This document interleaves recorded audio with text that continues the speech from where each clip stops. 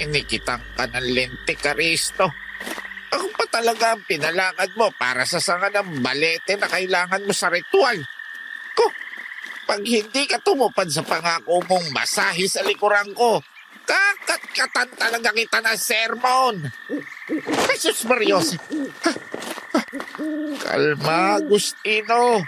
Kwago lang yun. Eto na. Sangang nakaturo sa kalangitan na may 49 dahon.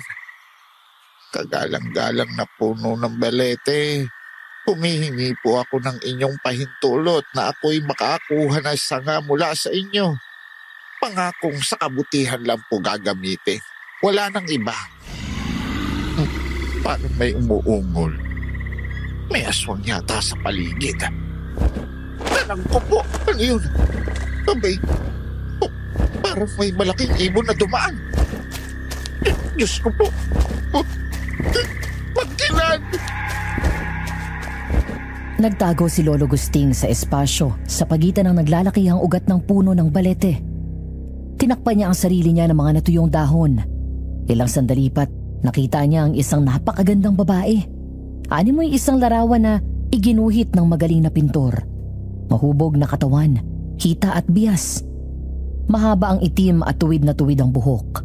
At mukha na parang inililok ng isang maestro. Maging ang boses niya ay nakakahalina, pero may hatid na kung anong kilabot.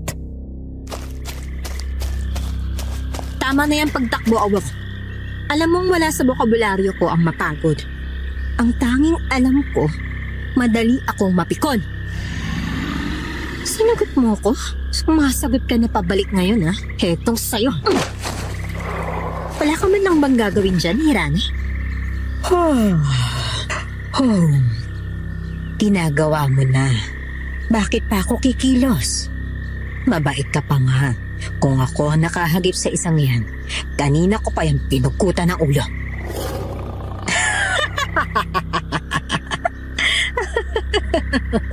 Ano? Buntis ka? At isang tao ang ama? Alam mo namang bawal. Katapusin mo na!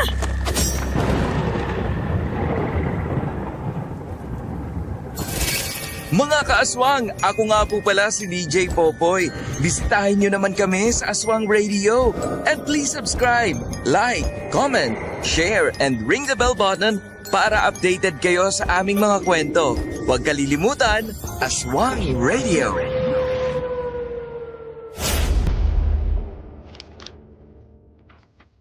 Nabitawan ko ang diary ni Lola Lilia. Nagulat ako sa biglang pagkulog sa labas. Paglingon ko sa salaming bintana, biglang kumidlat. Napaigtad ako patayo nung makita ko ang anino ng isang tao. Sa tingin ko'y babae yon na may malaking pakpak ng paniki. Patakbo na sana ako para tawagin ang mga kasama namin sa bahay. Pero pinigilan ako ni Lola Lilia, na nooy nakaratay na sa higaan. Dumadalaw lang siya, apo. Ang sabi niya, "Dear Aswang Diaries and Madam Venus, ako po si Edreline. Katatapos lang naming magbabangluksa kay Lola Lilia. Ako ang nag-alaga sa kanya sa mga huling araw niya. Bago siya tuluyang umalis, pinabasa niya sa akin ang diary niya. Yung parte na naglalaman ng isang di pangkaraniwang pag-iibigan, kung saan isang bantog na albularyo ang pinaibig ng Diyosang aswang na bangkilan. Sabi ni Lola Lilia sa akin, huwag mong hayaang mamatay ang istorya nila. Ipaalam mo sa iba. Nang sa gayon, saan man sila naroon, baka sa susunod na habang buhay, mapagbigyan na sila." Ito ang kanilang istorya. Hango mismo sa pagsasalaysay ni Lola Lilia sa diary niya.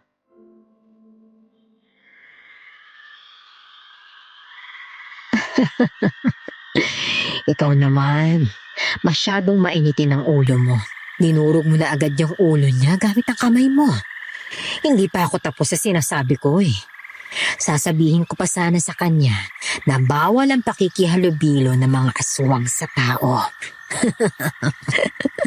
Sa tingin mo ba nakakatawa to, Hirana? Tumarami ang mga magiging matigas ang ulo. Lumalabas sila mula sa lugar natin. Hindi lang sila basta nakikihalubilo sa mga tao, nakikipagrelasyon pa.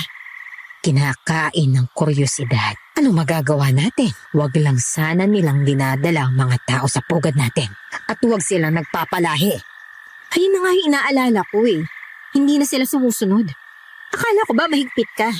Bakit parang wala kang pakialam? Napagod na ako. Isa pa, mga pipitsugin lang naman ang mga yan. Ano naman kung malahian sila ng kung ano?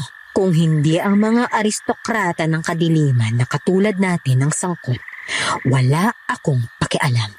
Hindi magugulo ang balahibo ko. Nanganganib na malaman ng mga tao ang lokasyon ng pugad natin ni Rana. Kung nag-aalala ka, bakit hindi ka bumaba doon? Manmanan mo, matitikas ang ulo. Kalusin mo sila. Doon ka naman magaling, hindi ba? Nakakaasa ka, Hirana. Yan nga ang gagawin ko.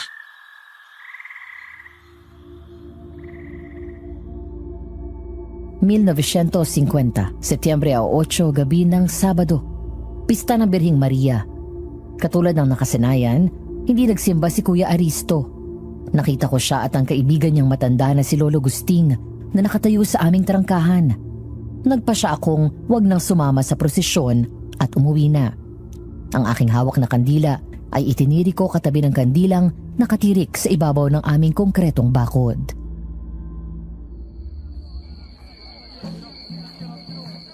Lilia, bakit ka nandito? Hindi ka na ba sasama sa prosesyon? Sa tingin ko naman patatawarin ako ng mahal ni Berhin. Ikaw nga hindi ka sumasama sa prosesyon. Patirik-tirik ka lang ng kandila dito sa bakod pero hindi ka naman kinikidlatan. Masama ang hindi tumutupad sa pangako. Siguraduhin mong hindi ka nangakong tatapusin mo ang prosesyon. Baka mapalo ka. Alam mo ilang beses mo na ako pinaalalahanan tungkol dyan kaya huwag ka na mag-alala. Tsaka isa pa, hindi naman ako nangako. Ay, siya nga pala. Parang may gustong sabihin si Lolo Gusting sa'yo. Kanina pa nakatingin. Bakit niyo ko tinititigan, Lolo Gusting? Hindi na naman bago sa paningin ninyo na nagtitirik ako ng kandila dito sa harap ng bahay kapag dumadaan ang prosesyon. Tinitingnan ko kung may kanal ka sa pagitan ng ilong at nguso mo. Baka ako'y engkanto talaga ang kasama ko.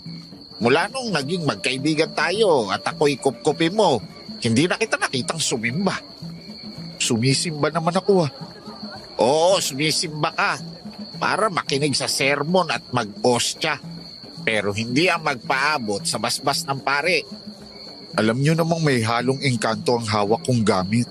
Bawal ang basbas ng pare. Bakit nga ba, Aristo? Hindi naman sa demonyo ang mga engkanto. Kaya bakit bawal ang basbas? Dahil tao lang ang pare. Para sa mga engkanto, ang magpabasbas sa pare ay kahalintulad ng pagpapakababa sa mas mababa pa sa kanila. Tangi sa Diyos Ama lang sila tumutungo. Dahil para sa kanila, siya lang ang pinakamakapangyarihan sa lahat. Mataas pa lang pagpapahalaga nila sa kanilang mga sarili. Parang mga bangkila na naniniwalang mga aristokrata sila ng mga aswang. Ganun ba? Ayan na naman si Lolo Gusting. Ikukwento na naman niya yung gabing nakakita siya ng mga bangkilan. Doon sa may matandang puno ng balete na nasa bukana ng bundok. Yata'y kayo lasing lang nun. Abay hindi. Kahit pa nakalimang baso ko ng lambanog noong gabing yon, malinaw ang pag-iisip ko. Tandang-tanda ko pa ang mga itsura nila. Kagaganda nga ang mga yon.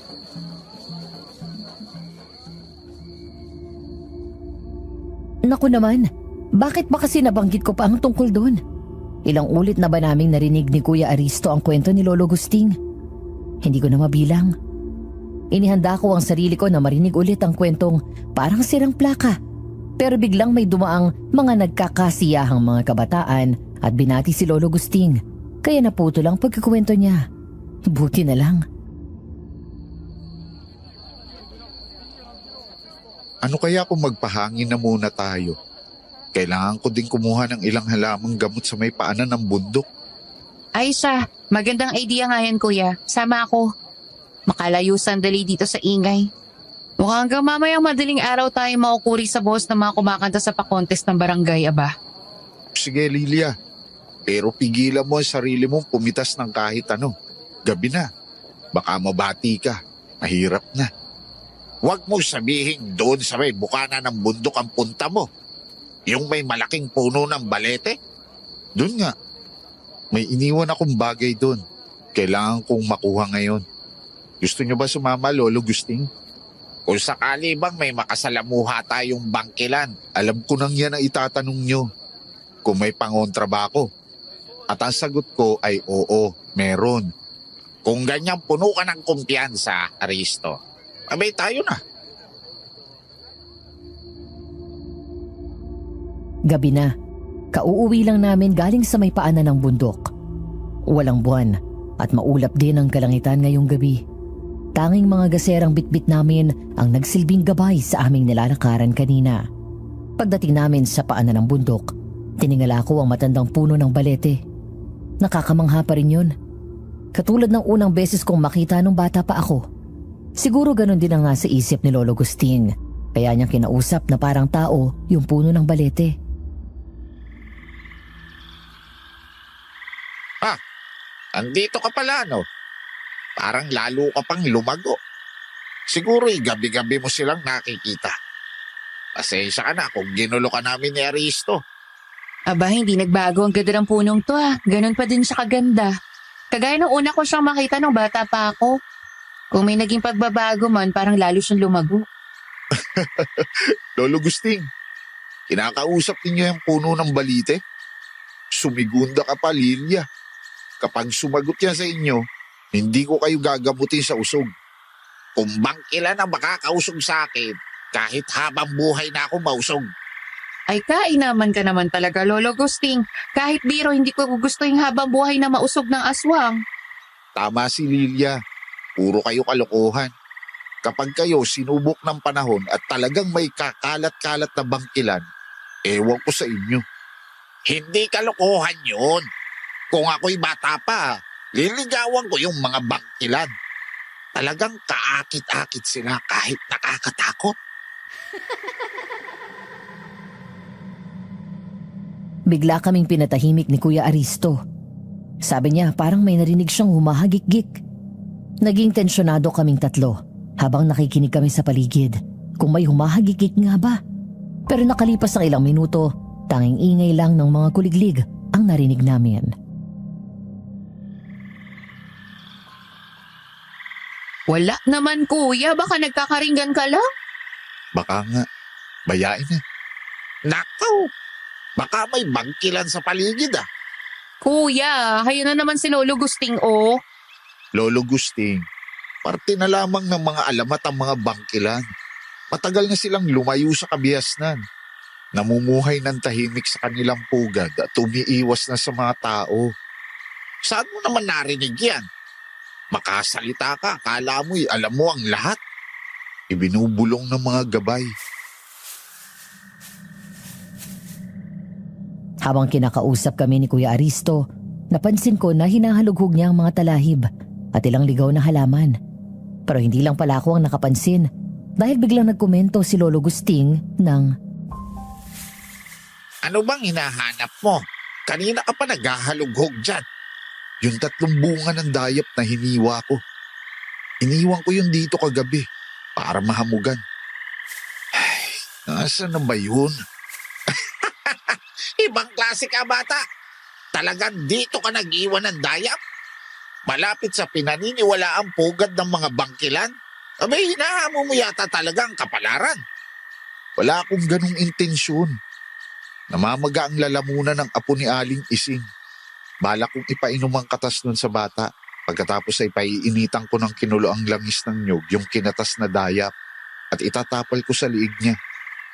Swerte ang magiging anak mo, Aristo. Hindi mangangailangan ng doktor. Magaling kang mag-alaga. Bakit ba hindi ka pa mag-asawa? Lagpas ka na sa kalendaryo. 32 ka na.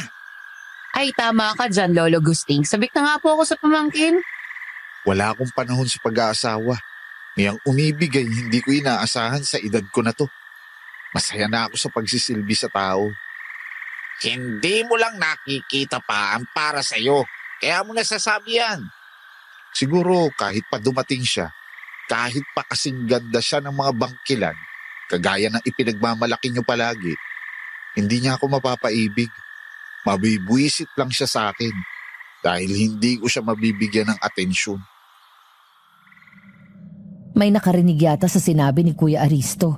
Dahil pagkatapos niyang bitawan ng mga salitang yun, nakarinig kami ng boses ng babae. Isang boses na nakakaakit at parang nanghahalina na siya'y pakinggan. Kung ganon, gawin mo ang lahat upang huwag umibig sa akin. Inaku po! Sabi na't may bangkilan sa paligid. Patawarin niyo po kami, Diyos, ang aswang na bangkilan. Ay, Diyos ko po, ano yun? Patawad na po. Hindi na po. Huwag niyo na po kami. Ah! Kumalma nga kayo. Risto! Nasaan ang bangkilan? Walang bangkilan. Malaking bukaw lang. Bukaw? Huwag niyong sabihin na dahil sa takot ay nalimutan na ninyo ang tawag sa malaking kwago na yon. Bukaw yun. Ayun at para tayong tinutuya, oh.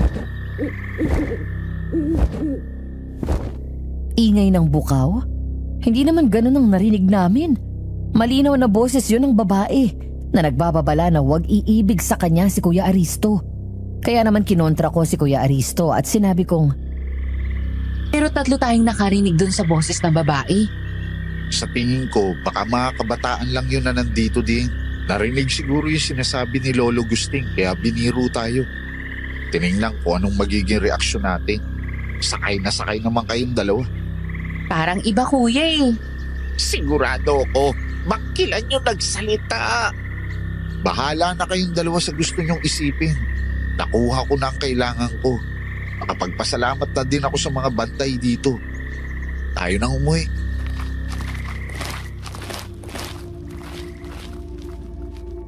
Setyembre 13, Miyerkules. Katatapos lang namin kumain ng tanghalian. Tapos na rin ako maghugas ng pinggan. Habang nagpapahinga kaming 3 sa sala, biglang nagsalita si Kuya Aristo.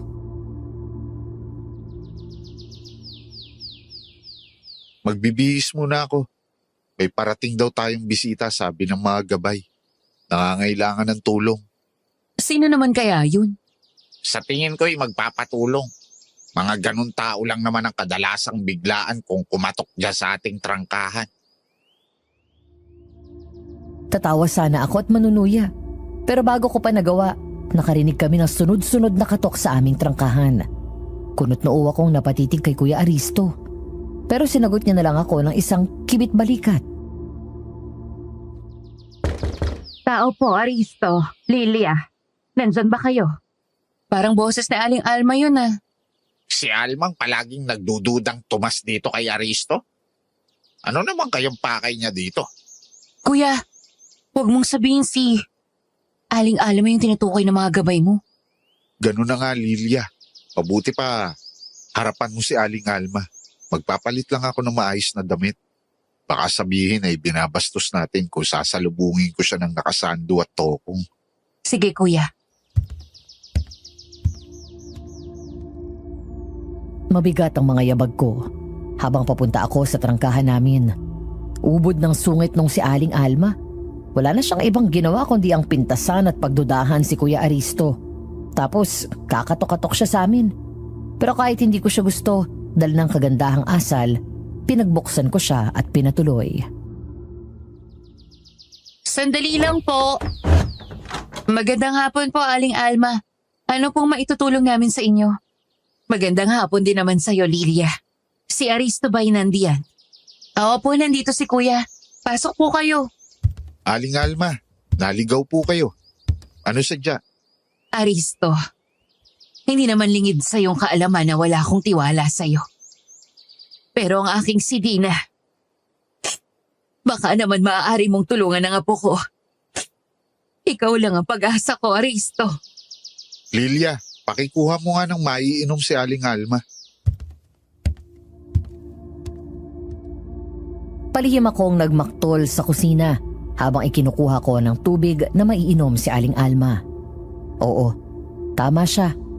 Alam namin na wala siyang tiwala kay Kuya. Ilang beses namin siyang narinig na sinisiraan si Kuya sa ibang tao na kesyo, peke, manluloko, huwad at kung ano-ano pa si Kuya. Tapos ngayon, ayun at may pahikbi-hikbi pa kay Kuya. Pero nawala ang inis ko sa kanya nung marinig ko ang nangyari. Aling Alma, kumalma po muna kayo. Sabihin niyo po sa akin ang problema. Baka po sakaling may solusyon ng mga gabay. Naging madalas si Dina sa batis. Sabi niya sa akin, niyayaya daw siya ng mga kaibigan niya. Pero nang tanungin ko naman sila, ang sabi nila sa akin, hindi daw nakikipaglaro si Dina sa kanila. At hindi nila alam kung sino ang bagong nakakalaro ni Dina, ganun ba? Oo, gano'n na nga. Kaya naman ang minsan siyang nagpaalam na maglalaro lang. Sinundan ko siya. Nakita akong mag-isa lang siya sa batis pero may kausap. Nang bigla ako magpakita, nakikisa-isa tumirik ang mga mata niya. Naku po, ako naman ay nakikiusap sa inyo. Tulungan mo ang aking si Dina. Wala nang mangyari yun, hindi na siya naging normal. Kahit tignan mo lang siya, Aristo. Malaman ko lang kung anong pwede kong magawa. Nasubukan nyo na bang dalhin sa simbahan? Pabasbasan? Ginawa ko na. Pero pagkalipas ng ilang araw, bumabalik na naman. Biglang mangingisay, titirik ang mga mata. At meron pa siyang mga sinasabing hindi ko lubos na maunawaan. Tayo na po, Aling Alma. Tingnan po natin kung anong magagawa ko para kay Dina.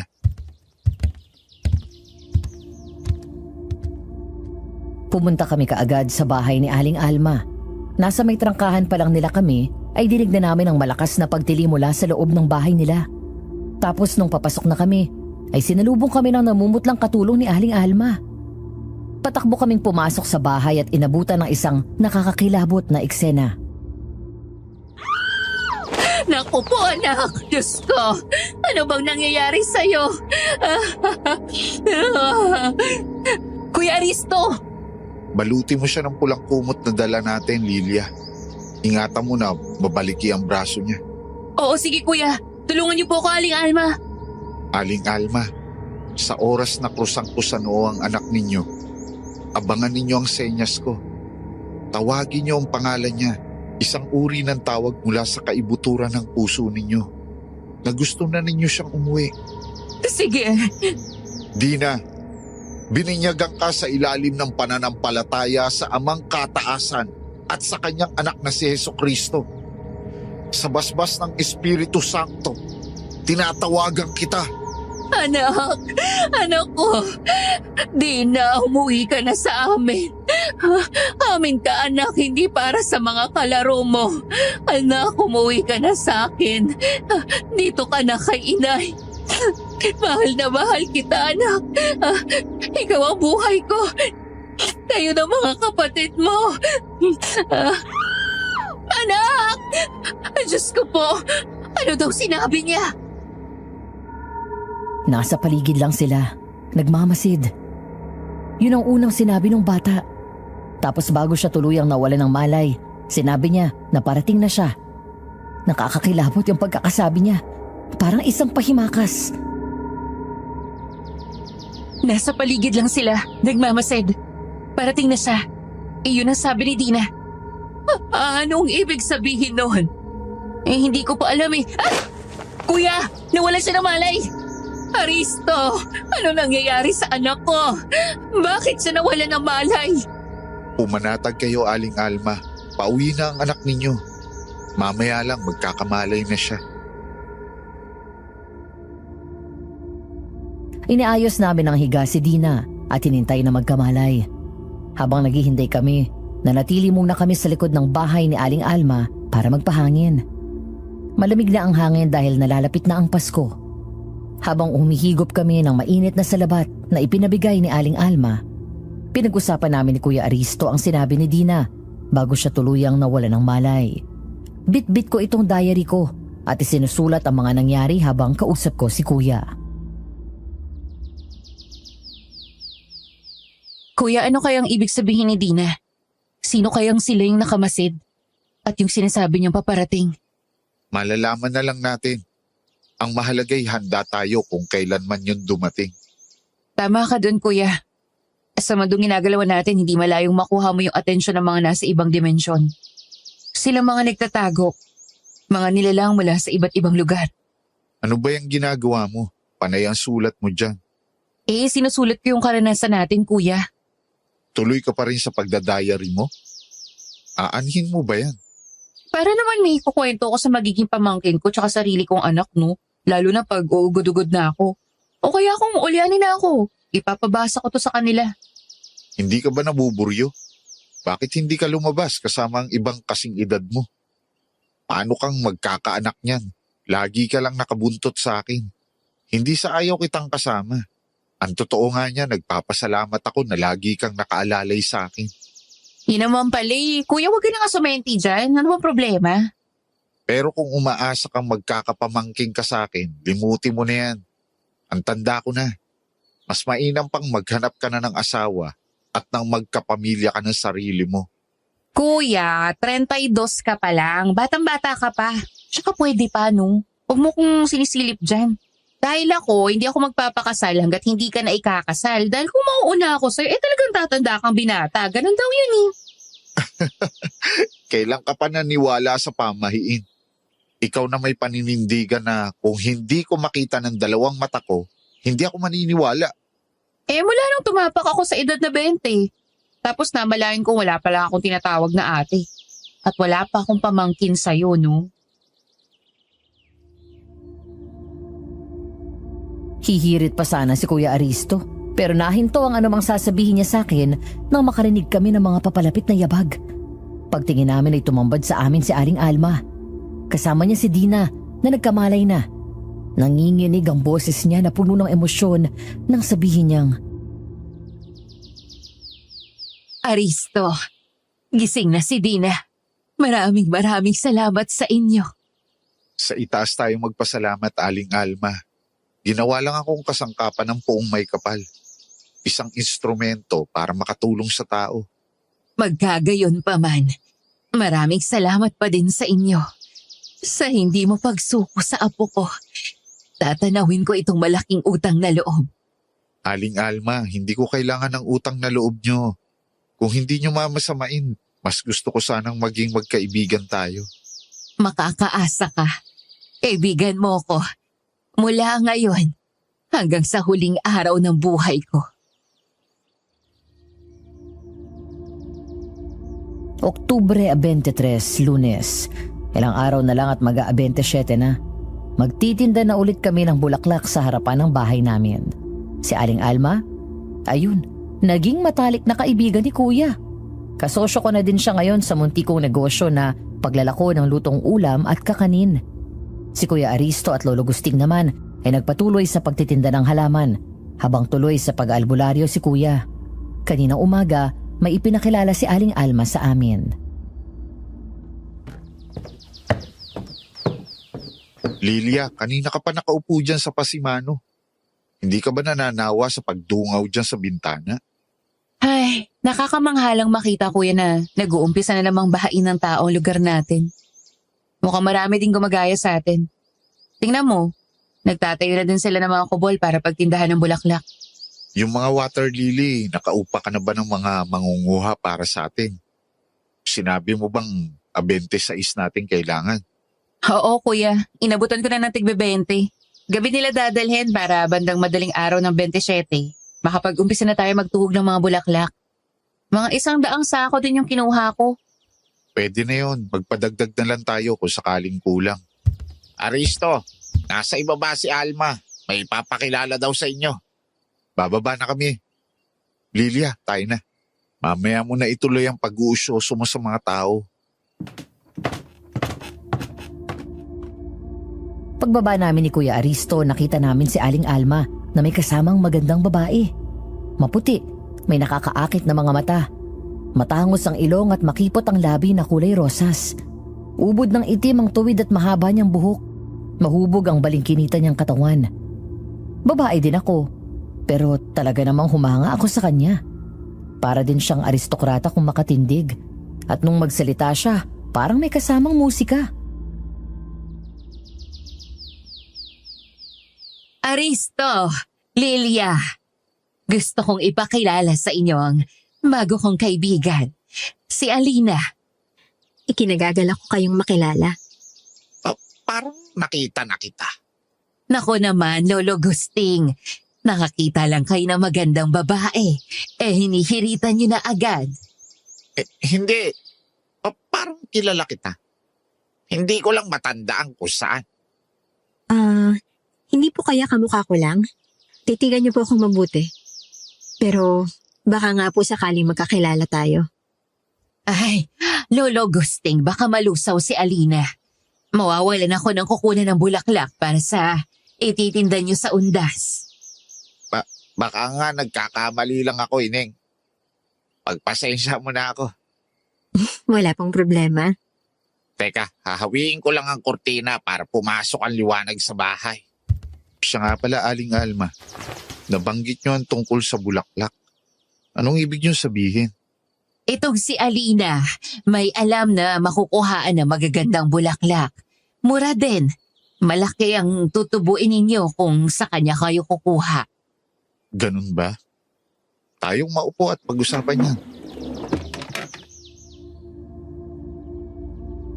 Hindi ko na naintindihan pa ang ibang sinasabi nila dahil paghawi ni Lolo Gusting ng kurtina ay pumasok ang sinag ng araw sa bahay. Sa pagtama ng liwanag kina Kuya Aristo, nakita kong may kakaiba sa anino ni Alina. Parang may dambuhalang pakpak ng paniki. Napaigtad ako ng bahagya sa aking nakita. Sasabihin ko sana kay Kuya pero nung tingnan ko ulit ang anino ni Alina, wala na. Normal ang aninong nakita ko. Siguro namalikmata lang ako. Lilia! Lilia! Ano yun, kuya? May sinasabi ka ba? Sabi ko baka maaari kaming makisuyo ng maiinom. Anong nangyayari sa'yo? Ilang beses kitang tinawag. Parang hindi mo ako naririnig. Nakatitig ka lang sa sahig. Ano bang nakikita mo? Wala, kuya. May iniisip lang ako. May inom ano? Teka, ikukuha ko kayo. Sakto, kakagawa ko lang na limonada. Tubig lang sa akin, kung pwede. Masarap gumawa ng limonada si Lilia. Ikakamay ko sa'yo, Ineng. Magugustuhan mo. Gusto ko nga sana eh. Pero nag-aalala akong baka magloko yung sikmura ko. Hindi ba't binigyan ninyo ako ng mainit na tsokolate kanina, Aling Alma? Oo, naalala ko na. Naku po, sayang naman. Ako pala'y hindi din pwede ng limonada, Lilia. Tubig na lang din ako. Malamig kung pwede. Sige, sandali lang, ikukuha ko kayo. Wala akong masamang tinapay kay Alina. Mabait siya at magaling makisama. Pero hindi nawala sa isipan ko yung anino niya na sandalian kong nakita. Ayaw ding mawala ng kakaibang kaba na nararamdaman ko kapag nagkakasalubong kami ng tingin. Pakiramdam ko kasi para akong kuneho na tinitingnan ng mabangis na hayop na handa akong sakmalin na namang oras. Hindi rin nakatulong sa akin ang naging usapan namin ni Lolo Gusting noong isang hapon na nagpapahangin ako sa likod ng bahay namin. Nandito ka pala sa likod bahay. Hinahanap ka ni Aristo. Bakit daw po, Lolo Gusting? Isasama ka yata sa bahay ni Tonyo. Nanuno daw yung anak.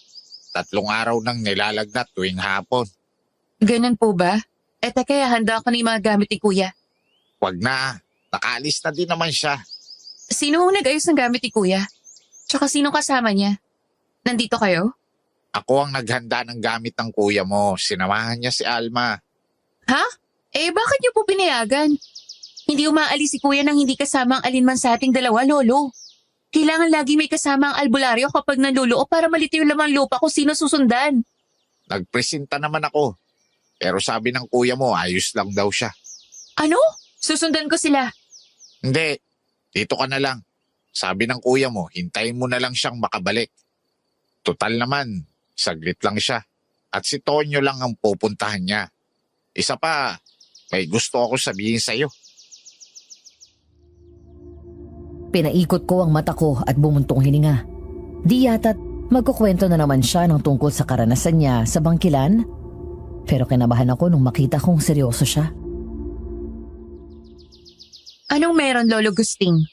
Bigla naman kayong sumeryoso, nakakakabatuloy. Wala ka bang kakaibang nararamdaman doon sa kaibigan ni Alma? Si Alina? Anong problema? Mag-iisang linggo na siyang labas-masok dito sa atin, wala namang sinasabi si kuya. Doon nga ako nagtataka. Nung ipakilala siya sa atin ni Alma, iisang linggo pa lang siya dito sa lugar natin. Nakakapagtaka na lapat agad ang loob ni Alma sa kanya. Ano namang kakaiba doon, Lolo? Di madaling makapalagay ang loob si Alma. Alam mo yan. Isa pa yang si Aristo. Hindi ba't parang kakaibang inaakto niya kay Alina? Di yata't nabingwit na niya ang kuya mo. Ay, kung yan lang ang sasabihin niyo sa akin, sa palagay ko, wala naman tayo dapat ipag-alala. Alam mo bang nababalitang may mga nakakakita daw ng mga aswang sa paligid? Aswang? Dito sa atin? Alam na ba ni kuya yan? Yun ba yung dahilan kung bakit lagi siya nagpupuyat? Oo, ang totoo nga niyan. Nung 1 linggo pa siya nakasagap ng balita. Pero sabi niya, hindi pa niya natitsyempohan na makakita ng aktwal na aswang. Katulad ng sinasabi ng mga nagsumbong sa kanya. Kaya panay na ang pagpupuyat niya. Iniisip ba ni Kuya Aristo na may sisilip sa bintana natin na aswang? Lolo, ano naman kalokohan yun? Ang sabi-sabi, sumisilip daw sa bahay yung aswang. Biglang bumubuglaw sa bintana. Lalo na kapag nag-iisa lang sa bahay yung tao. Naku, kalokohan yan. Baka naman guni-guni lang nung nakakita yung aswang. Lilia, ikaw na tao ka. Kung makatatsa ka sa mga bagay na may kinalaman sa di pangkaraniwan, para kang hindi kapatid ng albularyo. Lolo Gusting, kaya nga natutunan kong questionin ng bawat bagay ay dahil sa kapatid ako ng albularyo. Kailangan makita ng 2 mata ko bago ako maniwala. Bahala ka. Huwag mo sabihin hindi kita sinabihan, ha? Siya nga pala. Pangit man sa asal, napapiksi na ako at napakamot ng ulo. Ang kulit kasi ni Lolo Gusting. Bakit hindi na lang siya maglaro ng mahjong o di kaya'y kausapin ang mga inaalagaan niyang halaman kagaya ng nakasanayan na niyang gawin tuwing hapon? Pero hindi pinansin ni Lolo Gusting ang pagpapakita ko ng disgusto sa usapan na yun. Patuloy siyang nagsalita. Ito ay tamang kutob lang naman ng isang matandang kagaya ko. Pero mag-ingat ka dyan kay Alina. May kakaiba sa kanya. Hindi ko lang masabi kung ano. At sigurado kong nakita ko na siya. Hindi ko lang matandaan kung saan. Naku, si Lolo Gusting, hindi kaya tipo ninyo si Alina. Kaya pinagdududahan niyo ng sobra. Apo na ninyo ho yung isang yun, aba. Niloloko mo kung bata ka, no? Hindi ako ganon. Tingnan mo to si Lolo Gusting, hindi naman mabiro. Pwedeng mali ako. Pero malakas ang kutob ko na may koneksyon sa pagdating ni Alina ang mga nangyayaring kakaiba dito sa lugar natin. Basta hanggat wala akong nakikita ang patunay, tatandaan ko na lang muna yung sinabi niyong yan sa akin, Lolo Gusting. Pagdating ng gabi, naiwan ako mag-isa sa bahay. Patapos na akong magluto ng hapunan, pero wala pa rin sina Kuya Aristo at Lolo Gusting. Habang naguhugas ako ng aking mga ginamit sa paghihiwa ng mga sahog, naalala ko ang kwento ni Lolo Gusting tungkol sa nagpapakitang aswang sa mga nag-iisa sa bahay. Biglang nakarinig ako ng mga yabag sa may likod bahay namin. Pasimple akong sumilip sa bintana.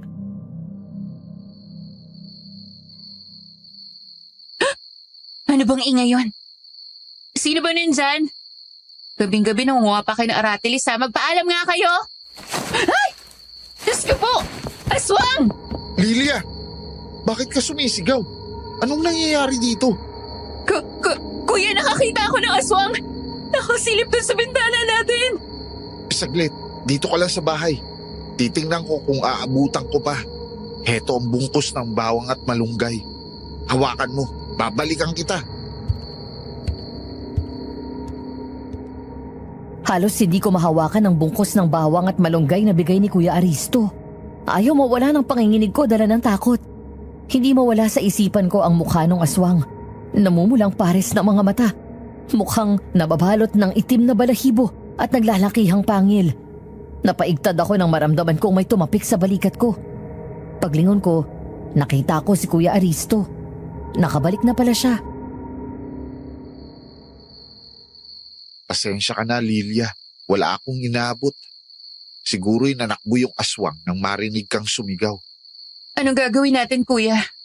Totoo nga bali-balita na may aswang ang pakalat-kalat dito sa atin. Sinong nagbalita sa iyo niyan?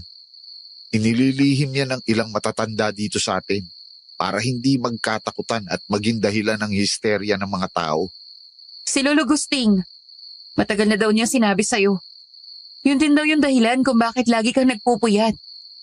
Inaabangan mo sa'yo magpakita yung aswang. Nagpakita naman. Hindi nga lang sa akin, kundi sa'yo. Anong gagawin natin, kuya? Ano pa nga ba? Kundi ang mag-ingat at maghanda kung ano man ang mangyayari.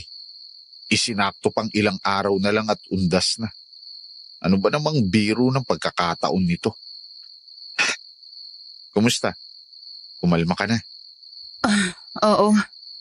Medyo kumalma naman na ako. Buti na lang dumating ka. Kuya, takot na takot talaga ako. Yung lakad yun ni Alina, kamusta? Lakad ko lang. Iniwan ako ni Alina bigla. May naalala daw siyang gagawin niya. Kaya mag-isa lang ako kanina habang nangluluop. Gumala-gala muna ako bago umuwi para hindi makasunod yung laman lupa na bumati dun sa bata. Kaya ka pala ginabi. Nasaan nga pala si Lolo Gusting? Bakit ka nag-iisa dito sa bahay? Umalis, nagpaalam saglit. Makikipaglaro daw ng mahjong dun sa kaibigan niyang matanda sa kabila. Piti ka na naman sa ang bayaran ng mga yon. Parang mga bata. Sinong parang mga bata?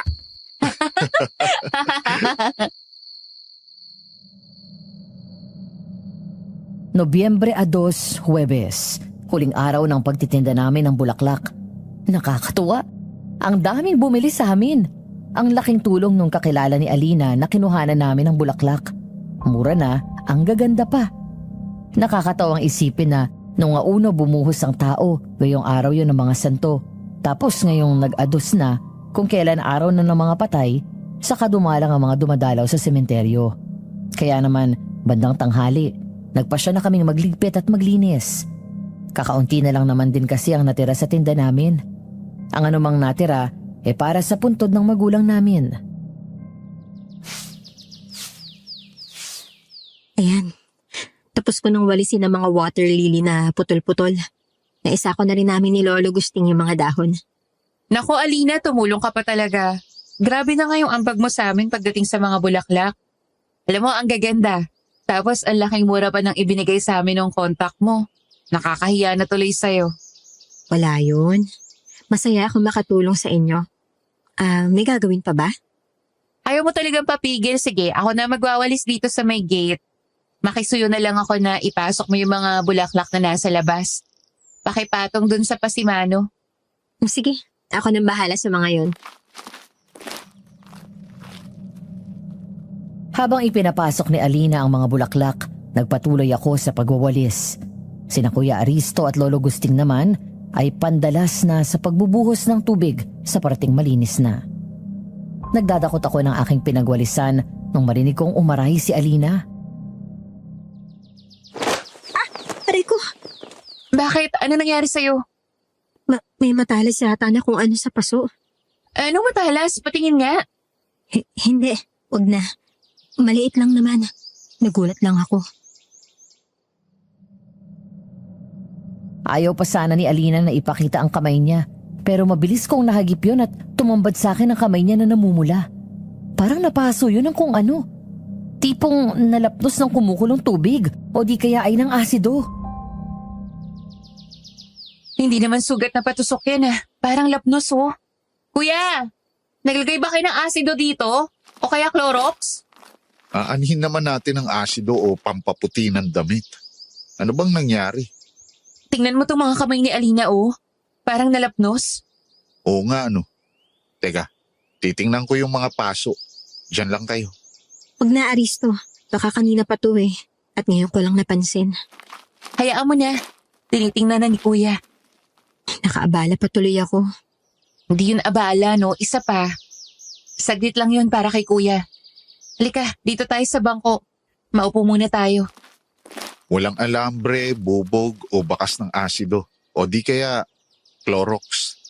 Ito lang ang mga berbena na nakita ko na nakapalibot doon sa ilang paso. Hayaan nyo na.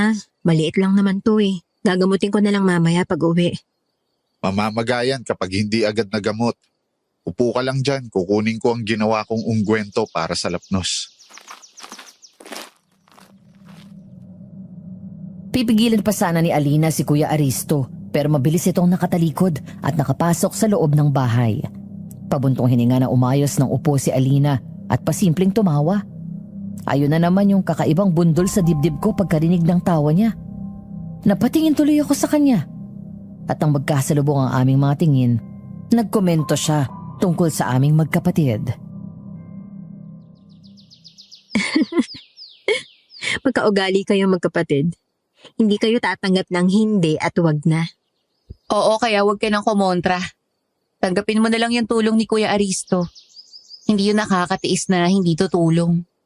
Siguro, ang daming babae nagkakagulo dyan sa kuya mo, no? Bakit mo naman nasabi yan? Ang lakas ng karisma eh. Maalaga, matulungin, at hindi namang maipagkakaila na magandang lalaki siya. Eh sino namang hindi magkakagusto sa kanya, di ba? Sinong magkakagusto sa kanino? Ay, bakit ka naman nagugulat, Kuya? Hindi ko kayo ginulat. Kayo itong sobrang seryoso sa pinag-uusapan nyo. Hindi nyo tuloy napansin na nakabalik na ako. Nagtatanong lang ako sa kapatid mo kung may ebang mananabunot sa akin dahil dikit ako ng dikit sa'yo. Walang Eva o kahit na sinong babae. Akin na yung kamay mo para malagyan ko na nitong gamot. Pwede ko bang malaman kung saan yan gawa? Sa langis ng nyog, puting kandila at katas ng kakwate. Nasagot ba nun ang tanong mo? Oo. Salamat. Pwede ko na bang ipahid ito sa lapnos mo? O may tanong ka pa? Wala na. Naisip kong bagay sila. Habang pinapanood ko si Kuya Aristo na nilalagyan ng balsamo ang kamay ni Alina, napansin ko din na bahagyang nagkulay rosas ang pisngi ni Alina nung mapatingin siya sa mukha ni Kuya. Lihim akong napangiti. Mukhang magkakahipag na ako sa wakas. May matatawag na akong ate. Di maglalaon, magkakapamangkin na ako. Pero nagdalawang isip ako dahil sa nasaksihan ko nung gabi ng linggo, Nobyembre 5. Saan ang punta mo? Bakit ka nagbabalot ng pagkain? Ito. Dadalhin ko ng pagkain si Alina. Balita ko kay Aling Alma, hindi daw masyadong nagkakakain yun eh. Abay puspusan na ang panliligaw mo kay Alina para maging hipag mo. Ang tanungin mo ay itong kuya mo kung handa bang magpakasal. Lilia, hindi ko minamasama ang pagmamabuting loob mo kay Alina. Pero kung ang layon mo ay katulad ng sinasabi ni Lolo Gusting, tigil-tigilan mo. Nakakahiya dun sa tao. Hahatiran ko nga lang talaga siya ng pagkain. Diyan na nga kayo. Ingat ka. Yung medalyong pangontra sa aswang, dala mo ba? Nasa bulsa ko na, Kuya. Totoong nililigawan ko si Alina para kay Kuya. Dinadaan ko sa pakikipagkaibigan habang unti-unti kong ikinukwento sa kanya ang magagandang katangian ni Kuya. Buo ang kumpiyansa ko na magiging sila. Pagdating ko sa bahay ni Alina, nakailang katok na ako pero hindi siya lumabas. Nung subukan kong itulak ang trangkahan niya, nalaman kong bukas yun. Pumasok ako at naulinigan na nasa likod bahay siya. Kaya nagpa siya akong dundumiretso. Tatawagin ko sana si Alina nung marinig kong may kausap siya. Anong ginagawa mo rito? Anong tanong yan, Alina? Natural dinadalaw ka. Hindi ito ang araw ng dalaw mo, Hirana. Oh, ano ang kinagagalit mo? Makakaabala ba ako? Wala namang gabi na hindi ako naging abala. Kaya alam mong hindi ito tungkol doon kaya ako naiinita sa biglang pagdating mo rito. Dapat, alam mo na rin ang dahilan bakit ako naririto. Si Isana ba? Sinabi ko nang ako nang bahala sa kanya, di ba? Alina. Sabihin mo nga sa akin, lumalambot ka na ba? May dapat ba akong ipag-alala? Ha? Ano yun? Ang baho! Ayun! Doon nanggagaling! Napatalon ako nung marinig ko yung boses ng babae. Parang sinaniba ng masamang espiritu. Nagpa siya akong manakbo palayo. Pero bago pa ako nakatakbo, naabutan na agad ako ng babae. Maganda din siya na parang si Alina. Pero kulot ang buhok niya na abot hanggang balikat. Isinalya niya ako sa dingding at sinalubong ng nanlilisik na tingin. Sino ka? Anong ginagawa mo rito? Aray ko! Hirana, huwag mo siyang saktan. Bitawan mo siya! Kilala mo ang babaeng ito? Oo, siya si Lilia. Kaibigan ko siya. At wala siyang masamang pakay. Dinadalhan niya lang ako ng pagkain paminsan-minsan. Kaibigan? Pagkain?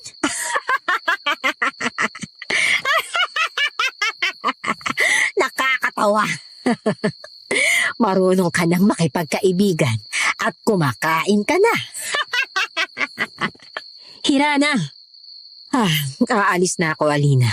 Siguraduhin mong gagawin mo ay pinangako mo. Nasaktan ka ba, Lilia? Hindi naman. Nabigla lang ako ng konti. Sino ba yun? Ay, pinsan ko. May pinapaasikaso lang siya sa akin. Natagalan akong gawin ang gusto niya kaya uminit ang ulo. Pasensya ka na kung napagbuntunan ka niya, ha? Naiintindihan ko. Pasok ka muna para maisalin natin yung mga dala mong pagkain. Kung hindi ako napagdiskitahan ng pinsan niya kuno, baka sakali pa. Pero hindi mawala ang panlalambot ng tuhod ko at ang panginginig ko. Wala din ako sa tamang hulog. Baka kung ano masabi ko, kaya minabuti kong magpaalam na lang. Kung ayos lang sa'yo, pwede bang sa ibang araw ko nalang balikan yung mga yan? Uuwi na ako. Ganun ba? Sige, ihatid na kita. Hindi, wag na. Malapit lang naman to sa amin. Tanaw nga yung bahay namin mula dito eh. Ingat ka. Oo, tama. Dapat mag-ingat ako dahil hindi ko kilala si Alina. Hindi ko nakilala ang boses niya nung kausap niya si Hirana. May kakaibang vibrato yun. Animoy puweras ng sumusuntok sa dibdib ko. At yung babae, iba yung takot ang inihatid niya sa akin. Hindi dahil sa sinigawan niya ako o dahil isinalya niya ako sa dingding. Yun ay dahil sa kinilabutan ako nang magkalapit kami. Parang may kung anong kadiliman ang nakakulob sa pagkatao ng babaeng yun. Pagdating ko sa bahay, Nakabalik na ang aming dalagang nanliligaw ng mapapang-asawa ng kuya niya. Kumusta naman? Oo na ba? Ihahanda na ba natin ang trahe de boda? Lolo Gusting, Nagbibiro lang naman ako. Birong totoo. Kumusta ba? Nagustuhan niya ba ang mga dala mo? Ayos lang naman. baka kinulit mo siya. Nakakahiya. Kaibigan din siya ni Aling Alma, tandaan mo. Hindi kuya. Ang tipid naman ang mga sagot mo. Naninibago ako sa iyo. May problema ba, Lilia? May nangyari ba nung nandun ka kay Alina? May dapat ba kaming malaman? Wala kuya, pupunta na ako sa kwarto ko. Masakit yung ulo ko. Pero hindi ko napaniwala si Kuya Aristo sa sagot ko. Dahil kasasara lang ng pinto ng kwarto ko, bumukas ulit yun. Sinundan ako ni Kuya Aristo at kinumpronta. Sa tingin mo ba, hindi ko mahahalata kung may problema ka? Ako kaya ang nag-alaga sa iyo nung maliliit pa tayo mula nung namatay ang mga magulang natin. Sabihin mo sa akin, Lilia, anong nangyari? Hindi ko din alam kuya. Magulo pa yung isip ko. Sasapat ba kung humingi ako ng paumanhin sa'yo? Nasa tingin ko baka mali ako sa pagbubuyo ko sa inyo ni Alina. Kung sakali mang marahuyo ako sa pambubuyo mo, o kung hindi man ako tablan, aking desisyon yon. Wala kang kasalanan doon. Ang gusto ko lang ay kung saan ka panatag. Natatakot ako kay Alina kuya. Kanina nung may kausap siyang babae, ibang-iba yung tono ng pananalita niya. May kakaiba sa kanya. Parang hindi siya si Alina na kilala natin. Tama si Lolo Gusting. May kung anong meron na hindi maipaliwanag sa pagkatao niya. Kakaibang paano? Sabihin mo. Paano niyang nakuha agad ang loob ni Aling Alma? Napakailap ng matandang yun. Lahat pinagdududahan. Kaya nga tayo lang yung kaibigan nun eh. Tapos, 1 linggo lang niya nakilala si Alina, hayun. Sobrang lapit na ng loob niya. Anong iniisip mo, Lilia? Namang kukulam siya. Baka may pinakain siya kay Aling Alma. Pinagdududahan ko na siya, kuya. Sabi niya pinsan niya yung babae, pero alam ko nagsisinungaling siya. Pero hindi ko magawang lubusang isipin na masama siyang tao dahil kaibigan ko siya.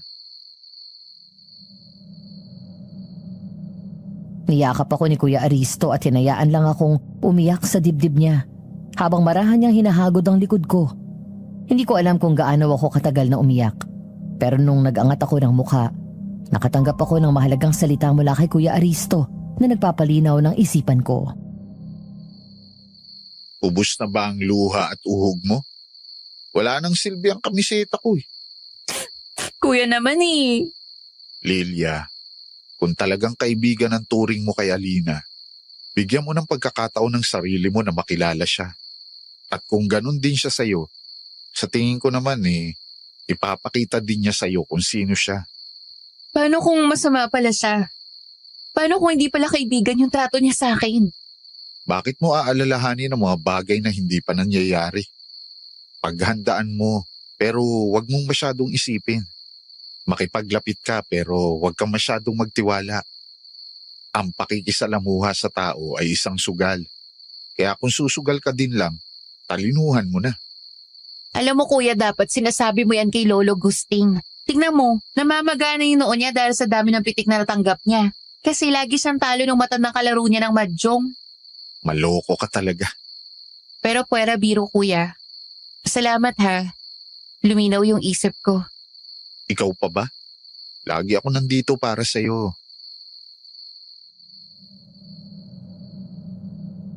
Nobyembre 7, araw ng Martes.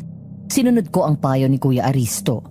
Nagdesisyon akong bigyan ng pagkakataon na makilala ko ng lubusan si Alina. Oo, may misteryong bumabalot sa pagkatao niya. Pero naniniwala ako na hindi siya masama.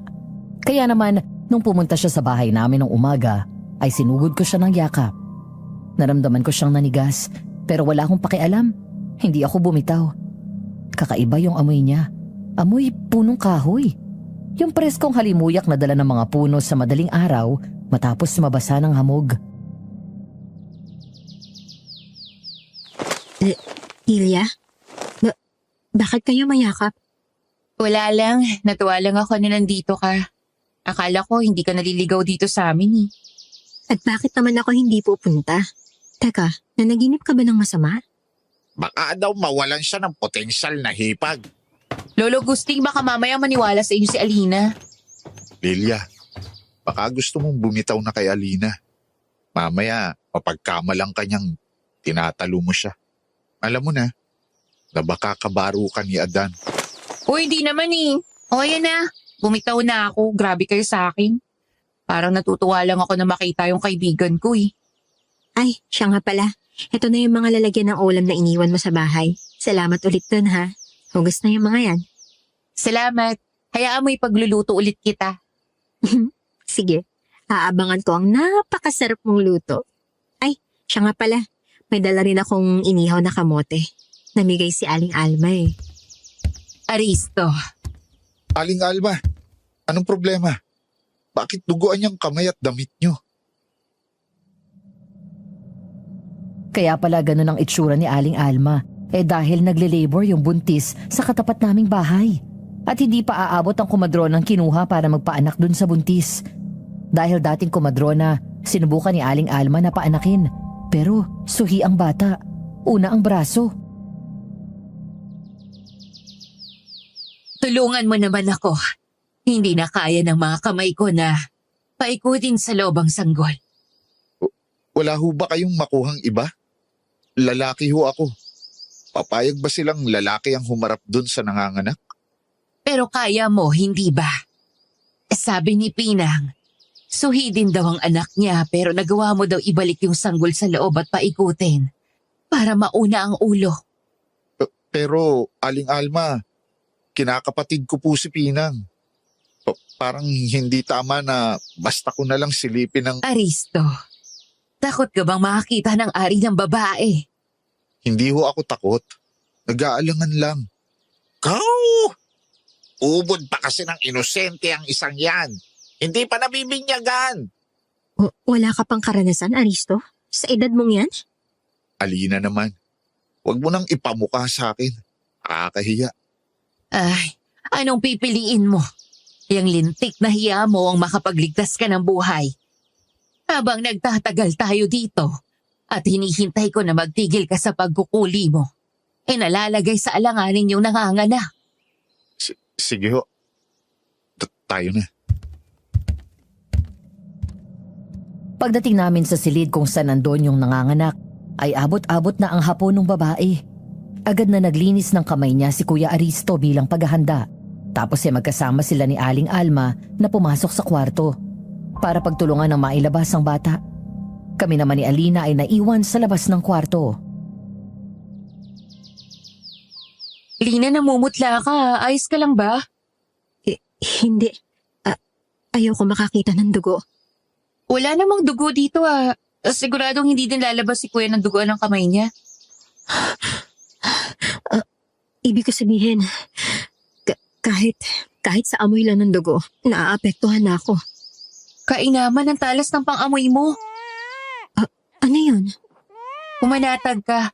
Uhayo ng sanggol. Tapos na. Nakapanganak na siya. Nobyembre 10, Biyernes. Palubog na ang araw. Naubos na ang pila ng mga nagpapatingin kay Kuya Aristo. Nasa likod bahay kami noon at kasama si Alina. Naging mas madalas ang pagsama-sama niya kay Kuya matapos yung pagpapaanak ni Kuya dun sa katapat ng bahay namin. Nag-aayos kami ng mga halamang gamot nung hapon na yon. Abot-abot ang pasasalamat ko sa iyo, Alina. Kundi dahil sa kaalaman mo sa mga ligaw na halaman, hindi ko makukuha ang mga kailangan ko para makagawa ng gamot. Walang anuman. Masaya akong malaman na nakakatulong ako sa'yo. Teka, matanong ko lang. Kailan ka pa nagsimula mag-albularyo, Aristo? Narinig ko kasi kanina na ilan sa mga kliyente mo, ilan taon mo nang kakilala. Nung 15 anyos ako, Ibig sabihin, minana mo sa lolo mong si Lolo Gusting? hindi namin lolo si Lolo Gusting. Ha? Pero lolo yung tawag niyo sa kanya, hindi ba? Isa siyang matanda na wala nang natitirang kamag-anak. Nakilala siya ni Kuya nung minsang mamili siya ng mga halaman dun sa may poblasyon. Nagkakwentuhan sila, naging matalik na magkibigan. At yun, di naglaon. Inampo na din siya ni Kuya. Mabuti ayos lang sa mga magulang ninyo na nag-ampon kayo na estranghero. Gustuhin man naming malaman yung opinion nila. Hindi na posibleng marinig pa namin yun. Matagal na kaming ulila ni Kuya. Si Kuya Aristo na lang yung tumayong magulang ko mula nung mamatay sila. Kaya pala napakalapit ninyong dalawa sa isa't isa. At saka mabait naman si Lolo Gusting. Parang nagkaroon kami ng tunay na lolo nung makasama namin siya. Ikaw, Alina, may mga magulang ka pa ba? Ang tanging nakita kong kamag-anak mo yung pinsan mo lang. Katulad ninyong dalawa, wala akong magulang. Kung gayon ay kasintahan. Minsan mo akong tinanong kung may ebang mananabunot sa'yo. Sinagot kita ng wala. Sa akin ba'y walang adan na mambubugbog? Baka mamaya ay nagagalit na yon dahil lagi kang sumasama sa akin. Walang ganun sa buhay ko. Siya nga pala, Alina. Ano ang pangalan ng pinsan mo na dinatan ko sa bahay mo nung gabi? Siya si Hirana. Ay! Lolo Gusting, ano nangyari? Nako, pasensya na kayo. Dadalhan ko sana kayo ng maiinom. Hindi ko sinasadya. Nabitawan ko ang tray. Inaatake yata ng rayuma ang mga kamay ko. Kumalma ho kayo. Kaya naho't putlang-putla kayo. Baso lang yan. Mapapalitan natin kahit ilan. Tinamaan ba kayo? Meron bang masakit sa inyo? Wala naman. Kuya, iupo mo muna si Lolo Gusting. Kukuha lang ako ng tambo at pandakot. Matapos ako magwalis at mapakalma namin si Lolo Gusting, nagpaalam na si Alina dahil may gagawin pa siya. Pagdating ng hapunan, kami lang ni Kuya Aristo ang nagsalo sa hapag dahil hindi kaya ni Lolo Gusting ang kumain. Ipinaghanda ko na lang siya ng arroz caldo at pinatira ng pagkain sa kanyang kwarto. Habang magkatulong kami ni Kuya na naguhugas ng pinggan, napag-usapan namin yung nangyari. Nag-aalala ako kay Lolo Gusting. Hindi naman ganun katindi yung rayuma niya para mabitawan niya yung tray na dala niya kanina. Posible naman yon. May edad na si Lolo Gusting. 70 na. Traidor na ang katawan ng matatanda. Minsan maayos, minsan biglang sasama ang pakiramdam. Tulad ngayon. Ayun at plastado siya. Ang inaalala ko ay yung takot sa mukha niya. Nag-aalala siguro siya na baka mapagsalitaan natin siya. Iba eh. Parang may kung ano siyang kinatatakutan. Ano naman kaya yun? Hindi ko pa matumbok, pero kapag nalaman ko, kakausapin ko siya. Nobyembre 6, Sabado. Ngayong umaga ay ginising kami ni Kuya ng masarap na amoy na nanggagaling sa kusina. Nang bumaba kami para tignan, nakita naming nakaluto na ng agahan si Lolo Gusting. Siglang-sigla siya. Parang nagdahilan lang siya nung nakabasag siya. Hindi na namin inungkat pa yon. Inisip lang namin na baka nga rayuma lang yun. Pero pagdating ng hapon, habang nasa harap kami ng bahay at nagbubunot ng mga ligaw na halaman, Bakit parang nagkakagulo yung mga tao? Pasaan yung mga yan? Teka, tahaharang ako ng isa. Makikiusyoso ko. Kuya, yun si Aling Alma oh, nakikitakbo, tanungin mo. Aling Alma, pasaan ho kayo? Nako Aristo, hindi pa ba ninyo nababalitaan? Ang alin ho? Bakit ba nagkakagulo mga kapitbahay natin? May natagpo ang bangkay sa ilog. Ang sabi biktima ng aswang. Ano ho? May nakapagsabi pa na nakita daw niya na may bangkilang dumating at pinatay yung aswang na pumuslang doon sa tao. Ano kaya kung pumunta ka din doon, Aristo, baka sakaling makakuha ka ng sagot. Lilia, sumama tayo. Baka may maibigay na sagot sa akin ng mga gabay. Sige kuya, susunod ako. Magpapaalam lang ako saglit kay Lolo Gusting. nung makarating ako sa Batis, wala na rin ang bangkay. May iilang tao na lang din na natira doon. Inabutan ko si Kuya Aristo at Aling Alma na kausap ng kapitan namin. Nagpasya akong maggala-gala muna sa Batis nung may mahagipang mata ko. Isa yung pulseras na kilala ko. Bigla ang pagbaha ng isang eksena sa akin na nangyari kamakailan lang. Isang hapon habang nangongolekta kami ng ligaw na halaman. Hindi ka ba natatakot, Aristo? Na baka minsan makasalubong ka ng malakas na aswang dito sa paanan ng bundok? Kagaya ng ng bangkilan? Hindi ka ba naniniwala na itong balete ang nagsisilbing bukana ng pugad nila? Kaya totoo kay hindi, anong ikakatakot ko? Hindi naman sila nanggugulo. Wala din naman ako atraso sa kanila. Tama ka naman dun. Uy, ang ganda naman ng pulseras mo, Alina, kakaiba. Alin, ito? Gawa ito sa mga murang ugat ng balete. Itinibintas ko lang at pinaghugpong. Gusto mo ba ng ganito? Hayaan mo, kapag nakakuha ako ng mga murang ugat ng balete, igagawa kita. Sinabi mo yan ha, pangahawakan ko yung sinabi mo.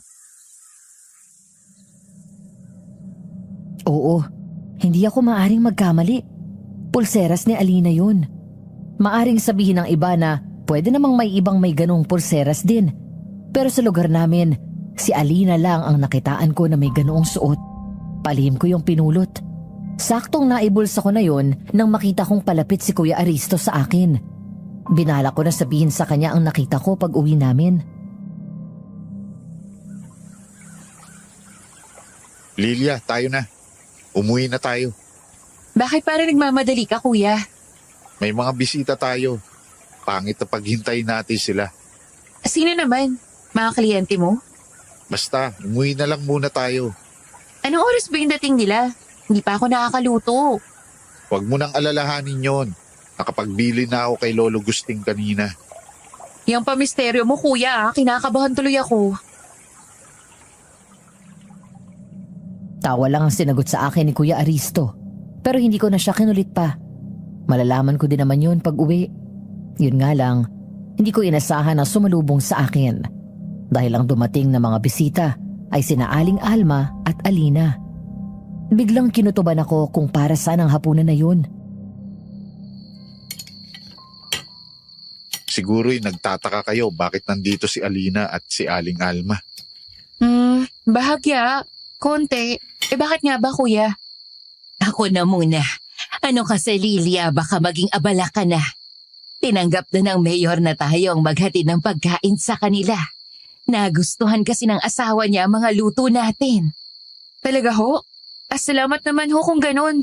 Hindi ko mamasamain na mapagod ako. Magkatulong naman tayong dalawa.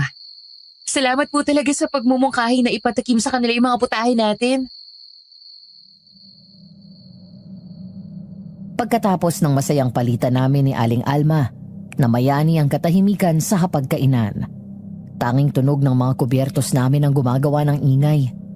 Nanawa ako sa paghihintay, kaya tumikyem ako at tinanong si Kuya Aristo. May ibang bagay pa ba kayong ipapaalam sa amin? Meron. Ang totoo niyan, kami na ni Alina. Magkasintahan na kami. Sinagot na niya ako nung isang araw. Aba, magandang balita yan. Mukhang hindi na magiging habang buhay na binata ang aming albularyo. Ayos ka lang ba, Alina? Ayos lang. Sumala lang yung lago ko. Nasamid lang. Masaya ako para sa inyong dalawa. Balitaan niyo na lang ako kung kailan ang kasal ha. Wala nang gulatan na ganito. Natapos ng walang kahit anong problema ang hapunan namin. Masaya ang lahat. Nagtatalo ang damdamin ko pero lamang ang saya ko para kay Kuya Aristo. Nung makatapos ako maghugas ng pinggan, nagpasya akong magpahangin sa likod bahay namin. Pero hindi ko yan nagawa dahil inabutan ko sina Kuya Aristo at Alina na magkahinang ang labi. Yun nga lang, sa pagitan ng isang puting panyo.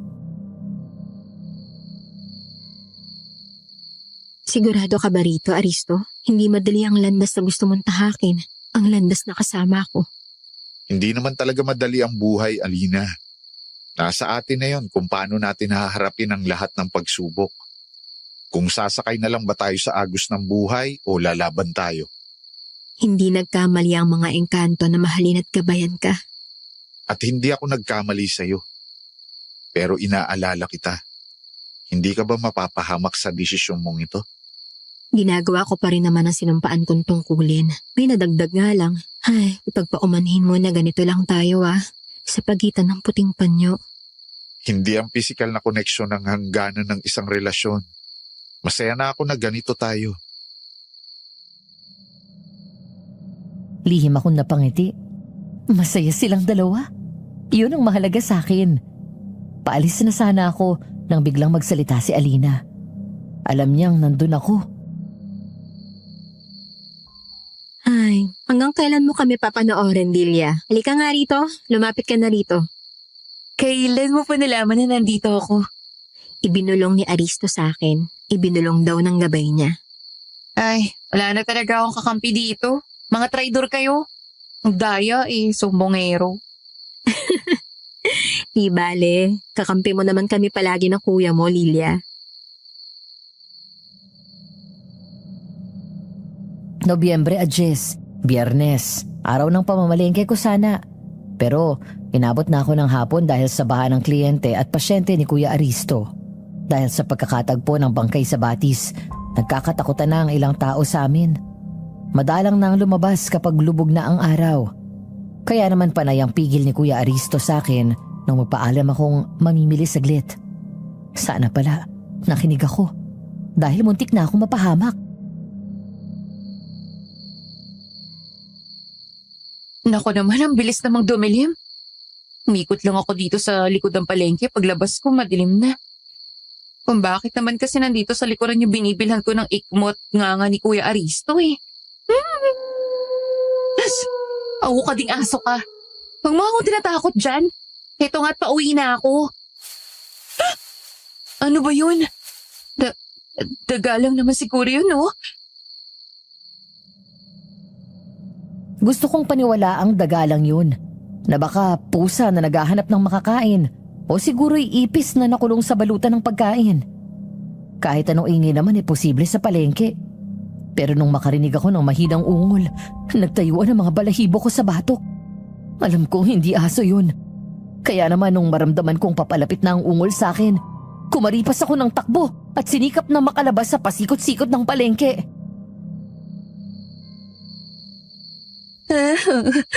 Panginoon ko, tulungan niyo po ako. Niyo po ako hayaang abutan ako ng aswang. Ayun, may tao sa dulo. Tulong! Tulungan niyo ako, may aswang! Tulong!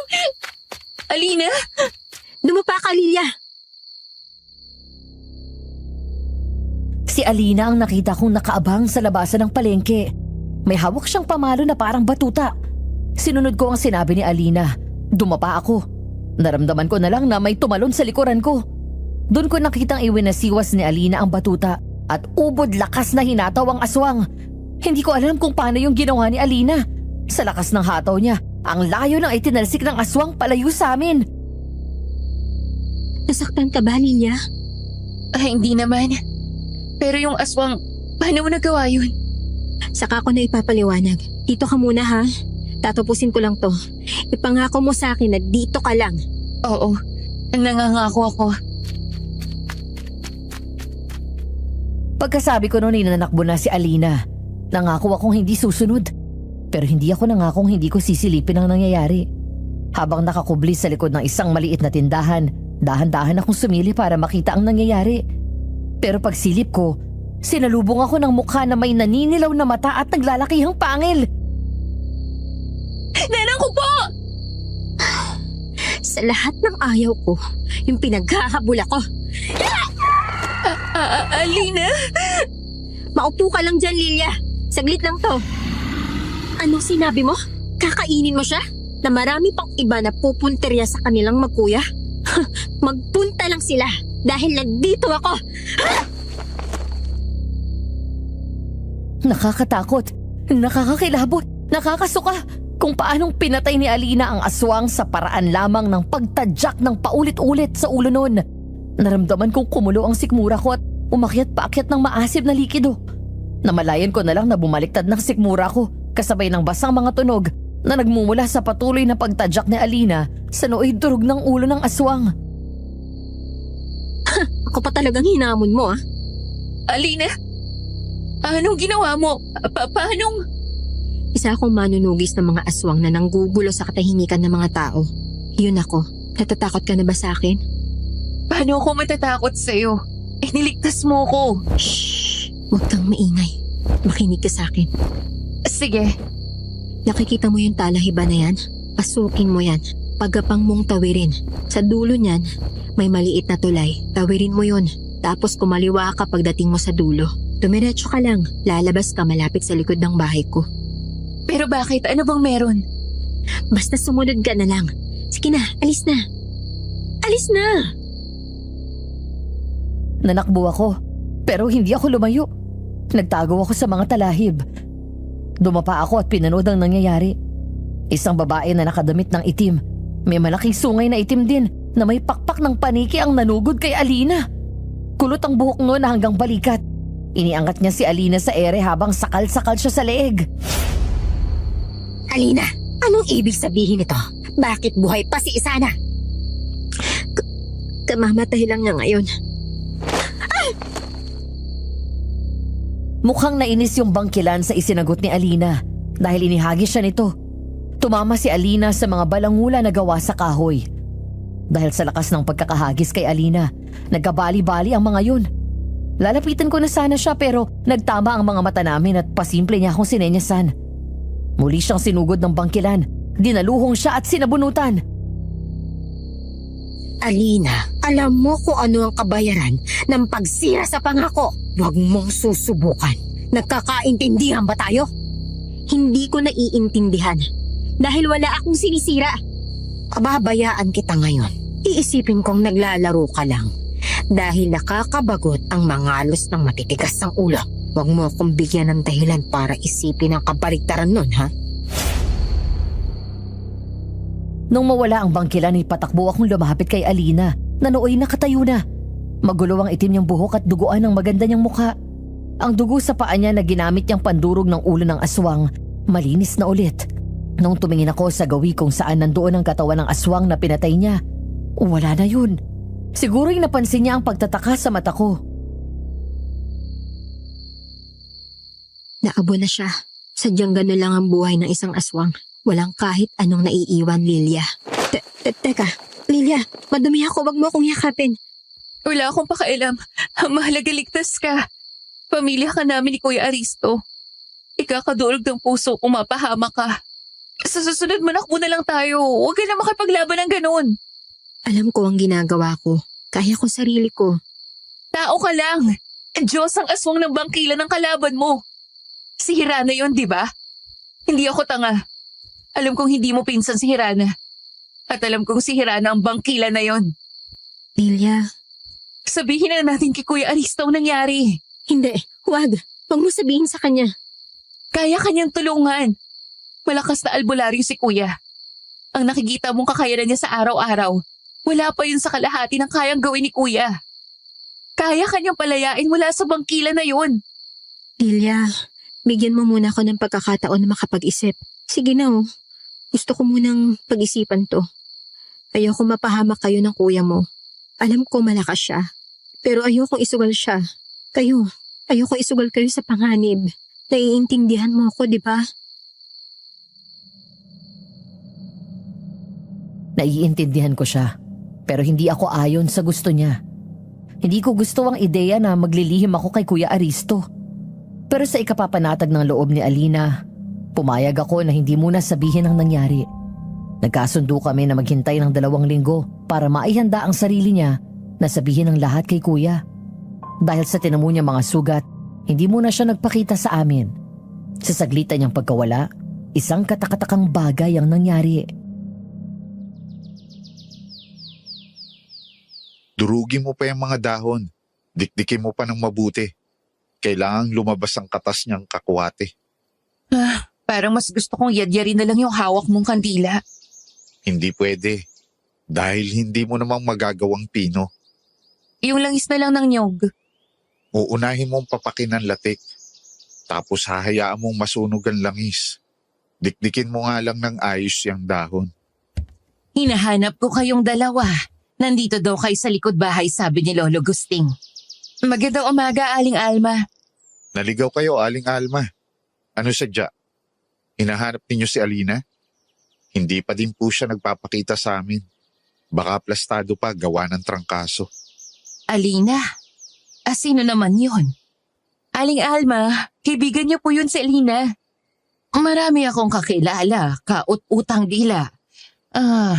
Pero kayong dalawa lang ng Kuya Aristo mo ang kaibigan ko, Lilia. Napatingin ako kay Aling Alma. Anong nangyayari? Bakit hindi niya matandaan si Alina? Gayong siya ang nagpakilala kay Alina sa amin. Lalo lang akong naguluhan nang dumating si Lolo Gusting na kasama si Alina. Kumusta, Aling Alma? Ilang araw din po tayong hindi nagkita. Alina! Nako, ang lungkot nga nung wala ka. Kamusta na ang trangkaso mo? Ayun po, mukhang simpleng lagnat lang po yung dumapo sa akin. Pero mabuti na pong pakiramdam ko pagkatapos ng ilang araw. Patingin nga. Naku, ang aming dalaga ang laki ng ipinayat. Hayaan mo, ipagluto ka namin ni Lilia ng masarap. Patatabain ka namin. Hindi ba, Lilia? Oo naman. Bakit bang hindi? Kainin mo na magana yung mga lulutuin ko Huwag kayong magtitira. Nobyembre 17, Biyernes. Baha na naman ang tao sa amin. Mga humihingi ng tulong, nagpapagamot, nagpapahilot at humihingi ng payo. Katulong namin si Aling Alma nung araw na yun, kaya nagkaroon kami ni Lolo Gusting ng panahon para mamalengke. Mucho tayo ngayon Ang dami nating pinamili. Maganda po yung kinita natin dun sa paghahatid ko ng kakanin sa lutong ulam sa munisipyo. Mabuti na lang nagustuhan ng misis ni Mayor yung luto namin ni Aling Alma. Kami man ni Aristo ay tumabo sa mga dayo. Pinakyaw ang mga pako at pisaray namin. Kapag nagpatuloy yung ganito, may papagawa na natin ni Kuya yung bahay paggamutan niya. Para naman hindi na sila nagsisiksika ng mga kliyente niya sa kubo. Mahirap ang napiling daan ng kuya mo. Tumutulong sa tao pero hindi tumatanggap ng bayad. Naitawid naman natin. At saka maganda yung balik. Kita niyo to, kumikita tayo sa malinis na paraan. Naglalakad kami palabas ng palengke nung maisipan ni Lolo Gusting na magkwento. Isang malokong karanasan niya nung bata pa siya. Kung saan nakatikim siya ng malupit na suntok dahil sa isang pilyong biro. May mga tama na kami ng alak noon. Nakaisip ako ng kalokohan. Tinupi ko ang tansan ng beer na ipinatong sa palad ko. Ang mga kainuman ko noon ay isang doktor, abogado at arkitekto. Tapos, ano nangyari? Sabi ko sa kanila, hipan nyo, bobo ka. Eh di hinipan naman nila. Tapos, tinitigan nila ako. Kita ko sa mga mata nila ang inaasahan nilang bobo ka, yung tansan. Kaya inulit ko yung sinabi ko. Hipan niyo, bobo ka? Ganyan. Nakailang ulit din silang tatlo. Tapos, biglang tumigil yung arkitekto at abogado. Yung doktor na lang ang nag-aabang kung bubo ka yung tansan. Ang sabi sa akin, bubo ka ba talaga yan? Sinagot ko siya ng hipan mo at bobo ka. Ginawa naman niya. Oo, panay ang ihip niya. Sa puntong yon, panay na ang halakhak ng abogado at arkitekto. Eh siyempre, nagtaka yung doktor. Eh bakit nga ba sila nagtatawanan? Ko, ang hina mo eh. Ulit-ulitin mo. Hipan mo at bobo ka. Hipan mo at bobo ka. Hipan mo at... Ay! Alam mo, Lolo Gusting ang pilyo ninyo, ah. O, di ba? Kapag di ka naman natawa, nakuha agad ng abogado at arkitekto yung kalokohan ko. Samantalang yung doktor, eh ang tagal-tagal lang paulit-ulit, hindi pa makuha. Panay ang ihip. Pero nalaman ba niya yung kalokohan niyo? Oo, sinuntok niya ako pagkatapos. Nakakita ako ng mga estrelya. Kayo naman kasi, biruin niyo, naisip niyo yung ganong kalokohan. Panay pa ang tawanan namin hanggang sa lumiko kami sa may kanto. Nang biglang huminto si Lolo Gusting, nakailang tawag ako sa kanya pero hindi niya ako pinapansin. Una kong narinig ang pagkabasag ng mga itlog. Pagtingin ko, nabitawan pala ni Lolo Gusting ang tray ng itlog na bitbit niya. Lolo Gusting, bakit? Anong problema? Namumutla po kayo, ah. Teka, at ang lamig ng pawis niyo. Hindi ito totoo. Nandito na nga sila. Hindi ako nagkamali. Sabi na, kilala ko siya. Nakita ko na siya. Nanang ko po! Lolo Gusting, teka! Teka lang! Asan ho kayo pupunta? Ano nangyari doon? Iniligid ko ang paningin ko. Hinahanap ko kung ano yung dahilan bakit natakot ng husto si Lolo Gusting. Nang may mahagip ang mata ko, dalawang babae na magkausap sa may kabilang kanto. Katapat ng sakayan ng kalesa, si Alina at si Rana. Agad akong sumakay ng kalesa pa uwi. At nang makarating ako sa bahay, dumiretso ako sa kwarto ko at kinuha itong diary ko. Pandalas kong inilipat ang mga pahina. Hinanap ko ang petsa kung saan isinulat ko ang kwento ni Lolo Gusting tungkol sa nakita niyang mga bangkilan. Alam ko sinulat ko lang yun dito eh. Nasaan na ba yun? Ayon kay Lolo Gusting, sabi niyong babaeng may mahabang buhok dun sa kulot ang buhok. Wala ka man lang bang gagawin dyan, Hirana? Yun nga, si Hirana yung isang bangkilan. At ang babaeng may tuwid at mahabang buhok ay si... Nandito na si Lolo Gusting. Kailangan ko makausap siya. Lumabas ako ng kwarto ko at pinuntahan si Lolo Gusting, pero hindi siya handang makipag-usap sa akin. Para akong nakikipag-usap sa hangin. Nakuha ko lang ang atensyon niya nang sabihin ko na, Yung dalawang babae kanina na nasa kanto. Nakatapat ng sakayan ng tricycle. Lolo, sila yung dalawang bangkilan sa kwento nyo, di ba? Lelia, nakita ko sila. Kahit anyong tao sila, tanda kong sila yon. Bumaba na sila mula sa pugad nila. Kawawa tayong mga tao. Malupit sila. Wala silang kakayahang magmahal. Laruan lamang tayo para sa kanila. Lolo Gusting, kaya po ba takot na takot kayo ay dahil si Alina yung isa sa bangkilan? Oo, Lilia, siya nga. Siya ang malupit na bangkilan na nakita kong walang awa na dinurog ang ulo ng aswang na buntis. ang pagkumpirma ni Lolo Gusting ay naghatid sa akin ng sari-saring emosyon. Lungkot, takot, pangihinayang, pero lamang ang pagsisisi. Ibinuyo ko si Kuya Aristo sa isang hindi tao. Paano ko sasabihin sa kuya ko na aswang ang kasintahan niya? Ano bang katangahan ang nagawa ko sa taong nagpalaki sa akin? Ipinahama ko siya. Lolo Agustin, ano ang gagawin ko? Ipinahama ko si kuya. Ibinuyo ko siya sa isang aswang. Ang tama mong gawin ay kausapin ng mahinahon ng kuya mo. Sa tingin ko naman ay mauunawaan niya. Naniniwala ako na magkakaintindihan kayong magkuya. Nobyembre 19, Linggo. Ayoko sanang sumimba dahil alam kong aabangan ako ni kuya at tatanungin kung bakit ako namamalagi sa kwarto ko. Pero namayani sa akin ang aking pagiging deboto sa mahal na birhen. Hindi kasalanan ng Panginoon at ng nanay niya kung may nagawa kong mali at natatakot akong harapin yun. Kaya maaga akong sumimba. Pero mali pala ako dahil hindi inabangan ni Kuya Aristo ang pag-uwi ko. Pagkalabas ko ng simbahan, nakasalubong ko sila ni Alina sa isang kanto na dinaanan ko pa uwi. Ayun, sabi na't hindi mo matitiis ang Birheng Maria. Sisimba ka ngayong araw ng linggo. Kuya, inaabangan mo ba ako? 2 araw ka nang naglalagi sa kwarto mo mula nung Biyernes. Kakoy, mamamasyal naman tayo. Gusto ka din daw kausapin ni Alina.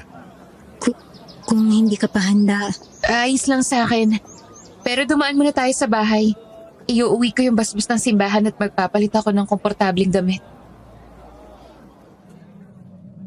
Habang naglalakad kami pa uwi, tiningnan ko kung magiging balais si Alina dahil tumanggap ako ng basbas ng simbahan. Pero sa pagtataka ko, hindi siya apektado. May mga pagkakataon pa nga na parang dinigdikitan niya ako kahit sinusubukan kong dumistansya. Pagdating namin sa bahay ay agad akong nagbihis ng damit. Sinigurado kong nasa bulsa ko ang pulseras na gawa sa ugat ng murang ugat ng balete na napulot ko sa batis kamakailan lang. Buong araw kaming naglibot sa plaza at pagdating ng dapit hapon, naglakad-lakad kami sa kakahuyan.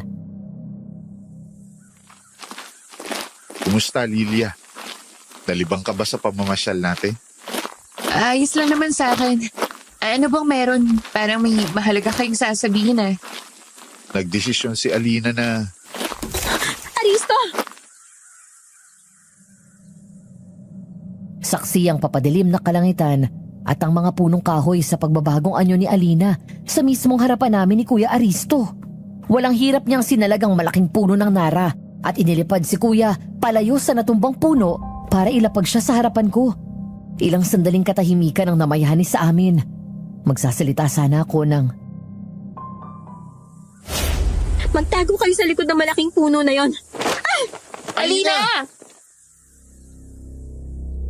mula sa himpapawid ay padaluhong na bumaba ang bangkilang si Hirana. Dinaklot niya si Alina sa baba at isinalya sa mga puno. Nakakakilabot ang tunog ng langit-ngit ng mga punong kahoy na nagiba. Pero hindi nagpatalo si Alina. Ilang sandali pa't nakita naming humahagis pabalik si Hirana. May pilas ang isang pakpak niya at may malalim ng kalmot ang magkabila niyang pisngi. Kulang na lang ay dumugo ang tenga ko nung sumigaw si Hirana. Alina! Papatayin kita kasama ng mga walang kwentang taong pinahalagahan mo! Lilia! Layuan mo ang kapatid ko! Kami ni Alina ang harapin mo! Wala siyang kinalaman sa lahat ng ito! Papatayin ko kayong lahat! Pero hindi kami nalapitan ni Hirana. Mabilis na nakalapit sa kanya si Alina at tinuhod ang mukha niya. Sinabayon pa yun ni Alina ng pagtarak ng kanyang matatalas na kuko sa tagiliran ni Hirana. Alina, huwag na nating palalain to, Hirana. Tama na. Pareho tayo ng lahi. Hindi tayo dapat nagkakasakitan ng ganito. Naging mahina ka na, Alina. Pinahina ka ng pakikisalamuha mo sa mga tao. Hindi silang kalaban natin, Hirana. Aalis ako ngayon, Alina. Pero pagkatatandaan mo ito, maaaring malakas ka at hindi ka matatalo ng kahit na sino sa ating lahi. Pero hanggang kailan mo sila mapoproteksyonan? Ha? Mag-isip ka! Madilim na ang daan. May kaunting ulap sa kalangitan at namumuong buwan na nagsisilbing tanglaw sa dinadaanan namin. Wala ni isa sa amin ang gustong magsalita. Basta naglakad lang kami pa uwi. Pagdating namin sa bahay, sa likod bahay kami dumiretso. Sandali kaming naiwan mag-isa ni Alina habang kinukuha ni Kuya Aristo ang kanyang ginawang ungwento. At nung ginagamot na ni Kuya ang mga sugat ni Alina, dahan-dahan kong inilabas mula sa bulsa ko ang pulseras na gawa sa murang ugat ng balete. Nakuha ko ang pulseras na to sa batis nung araw na minatagpo ang bangkay na biktima ng aswang. At kumalat ang bali-balitang may bangkilan na namamaslan ng mga aswang. Kung ganun ay... Oo. Matagal ko nang alam kung ano ka. Dapat nung nakita kitang paslangin ng aswang sa palengke at nagpakita ka ng kaibang lakas, tinanggap ko na ang katotohanan yun. Pero iniisip ko pa din na normal na tao ka. Lilia, Kailan mo pa nalaman, Kuya? nung ados. Ha? Oo nga naman, albularyo ka. Imposibleng hindi ka makakahalata. Gamit ang berbena sa mga ritual na may kinalaman sa eksorsismo o yung pagpapalayas ng masasamang puwersa, tanging mga ganong bagay lang ang may kayang makapanakit at makapuksa sa mga bangkiran. Walang masyadong talab sa kanila ang simpleng bawang, asin o kalamansi. Kinutuban si Kuya Aristo nung nasunog ang kamay ni Alina matapos makahawak ng berbena na aksidenteng napadikit sa paso. Iyon din ang dahilan kung kaya tagahalikan kayong dalawa sa pagitan ng puting panyo. Para hindi mo mahawaan si Kuya. Mali. Hindi nakakahawa ang bangkilan sa pamamagitan ng halik kung hindi siya magpapasa ng mutya ng pagkaaswang. Kung ganun, bakit? Para saan ang panyong yun? Kakatapos ko lang magsubo ng nganga noon na ginamit ko sa ritual. Hindi ko siya mahalikan dahil siguradong masasaktan siya. Hindi ako komportableng pinag-uusapan ng romantikong aktibidad ng kuya ko. Pero kinilig ako doon at sinarili ko yun. Hindi ko ipinakita sa kanila. Naramdaman kong namumula ang pisngi ko kaya iniba ko ang usapan. Nagtanong ako ng tungkol sa kahinaan ng bangkilan. Hindi para labanan si Alina, kundi para makapaghanda laban kay Hirana. Paano ang basbas ng simbahan? Kung hindi parte ng eksorsismo ang basbas at para lamang sa pagtanggap ng grasya, hindi kami tatablang masyado. Makakasugat o makakapaso yun, oo. Pero makakapamuksa pa rin kami. Wala ding silbi ang mga lihim na salita sa inyo.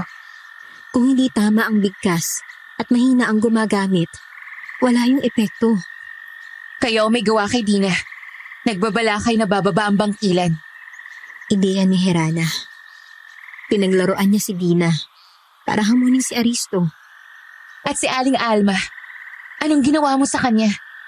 Bakit naging lapat agad ang loob niya sa'yo? At bakit kanya nalimutan ng ilang araw kang nawala? Dahil yun sa kapangyarihan ng panghalina ng bangkilan. At kami ni Kuya? Ginamit mo din ba kami? Hindi ko kaya. Inaamin ko. Ako ang nakarinig sa sinabi ng kuya mo nung gabing yun sa may balete. Nahamon ako. Binala kong paibigin ang kuya mo. Pero bandang huli, natagpuan ko na hulog na ang loob ko sa kanya. Tiningnan ko siya ng matagal. Matiim. Tinitimbang ko ang sinseridad sa boses niya at ang katotohanan ng mga sinabi niya. Hindi siya nag-iwas ng tingin. Bagkus ay pagsusumamo ang nakita ko sa kanyang mga mata. Ako ang unang nag-alis ng tingin. Pero bakit sobrang epekto ng berbena sa'yo? Sa inyo? Dahil katulad ng mga engkanto, kaming mga bangkilan na hinirang bilang aristokratang lahi ng mga aswang ay saklaw ng kapangyarihan ng dugo niya. Ano?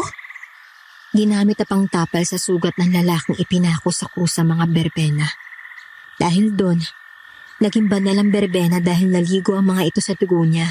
Kahit ang mga demonyo ilag sa ligaw na halamang yun. Magtatanong pa sana ako. Pero mukhang nabasa ni Kuya ang isipan ko. Dahil nung akmang magsasalita na naman ako, itinaas ni Kuya Aristo ang kamay niya at siya ang nagsalita. Alam ko na. Itatanong mo kung anong balak namin. Ang naunsyaming usapan natin kanina Yun sana ang sasabihin namin ni Alina.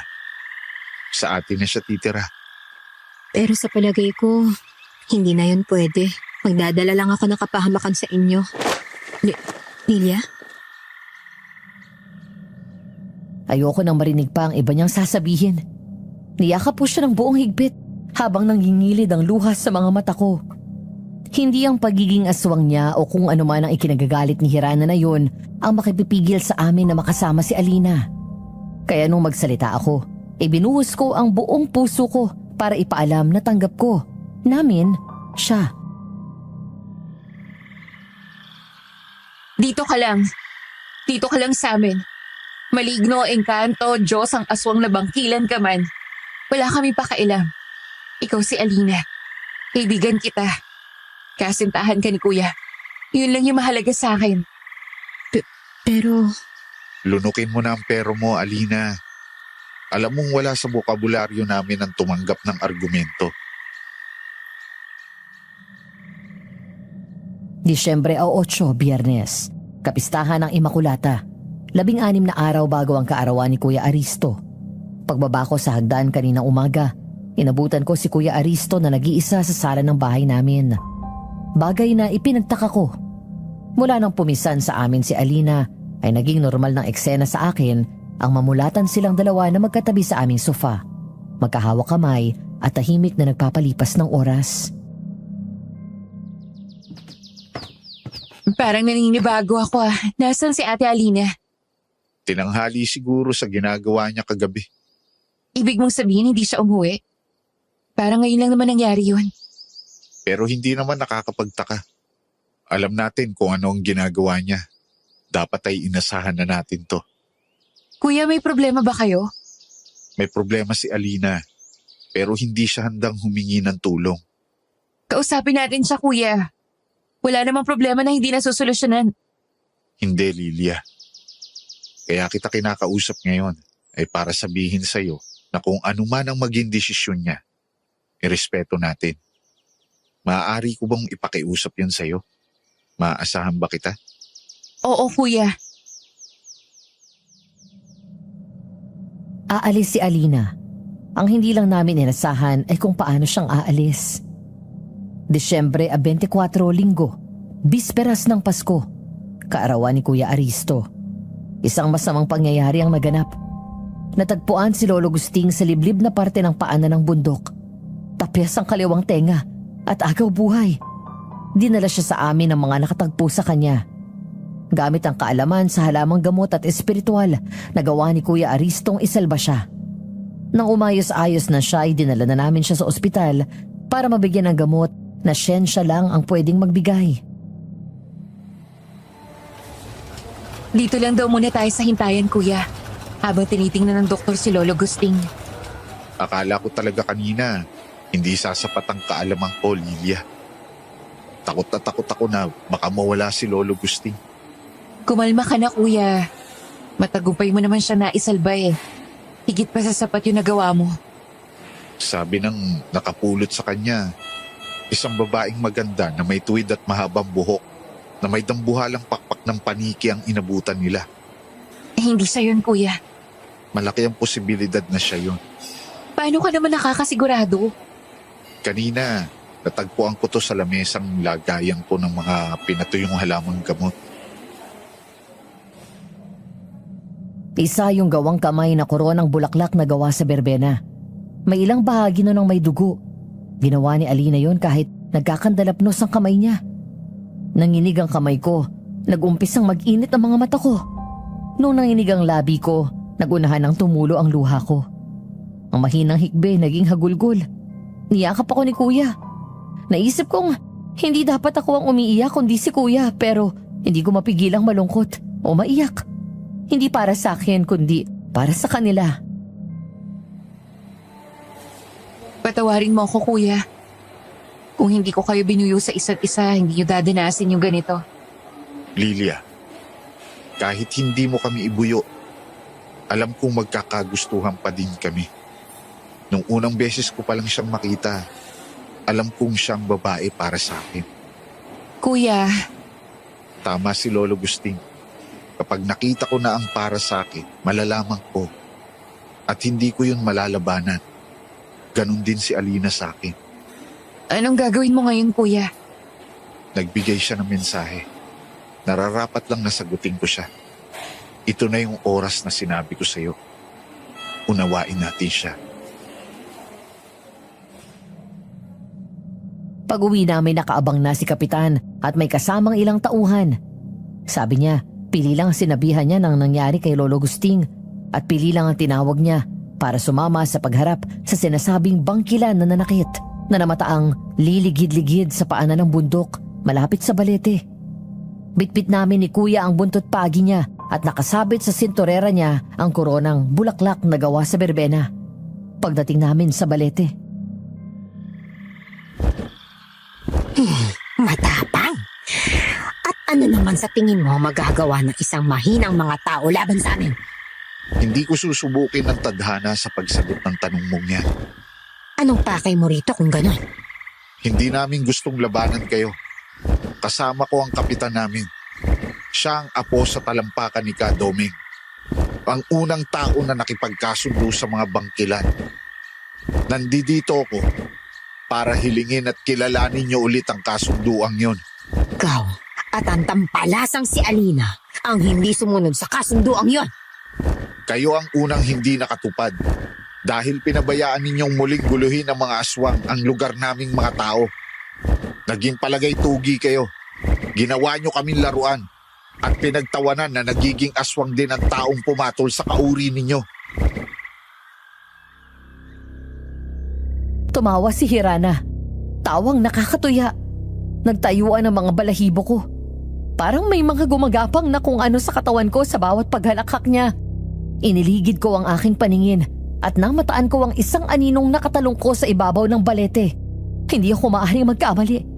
Ang aninong yun ay walang iba kundi si Alina. Isang tanong, isang sagot, albularyo. May namamagitan ba sa inyo ng aming kalahing Diyosang aswang na bangkilan na si Alina? Wala akong alam sa sinasabi mo.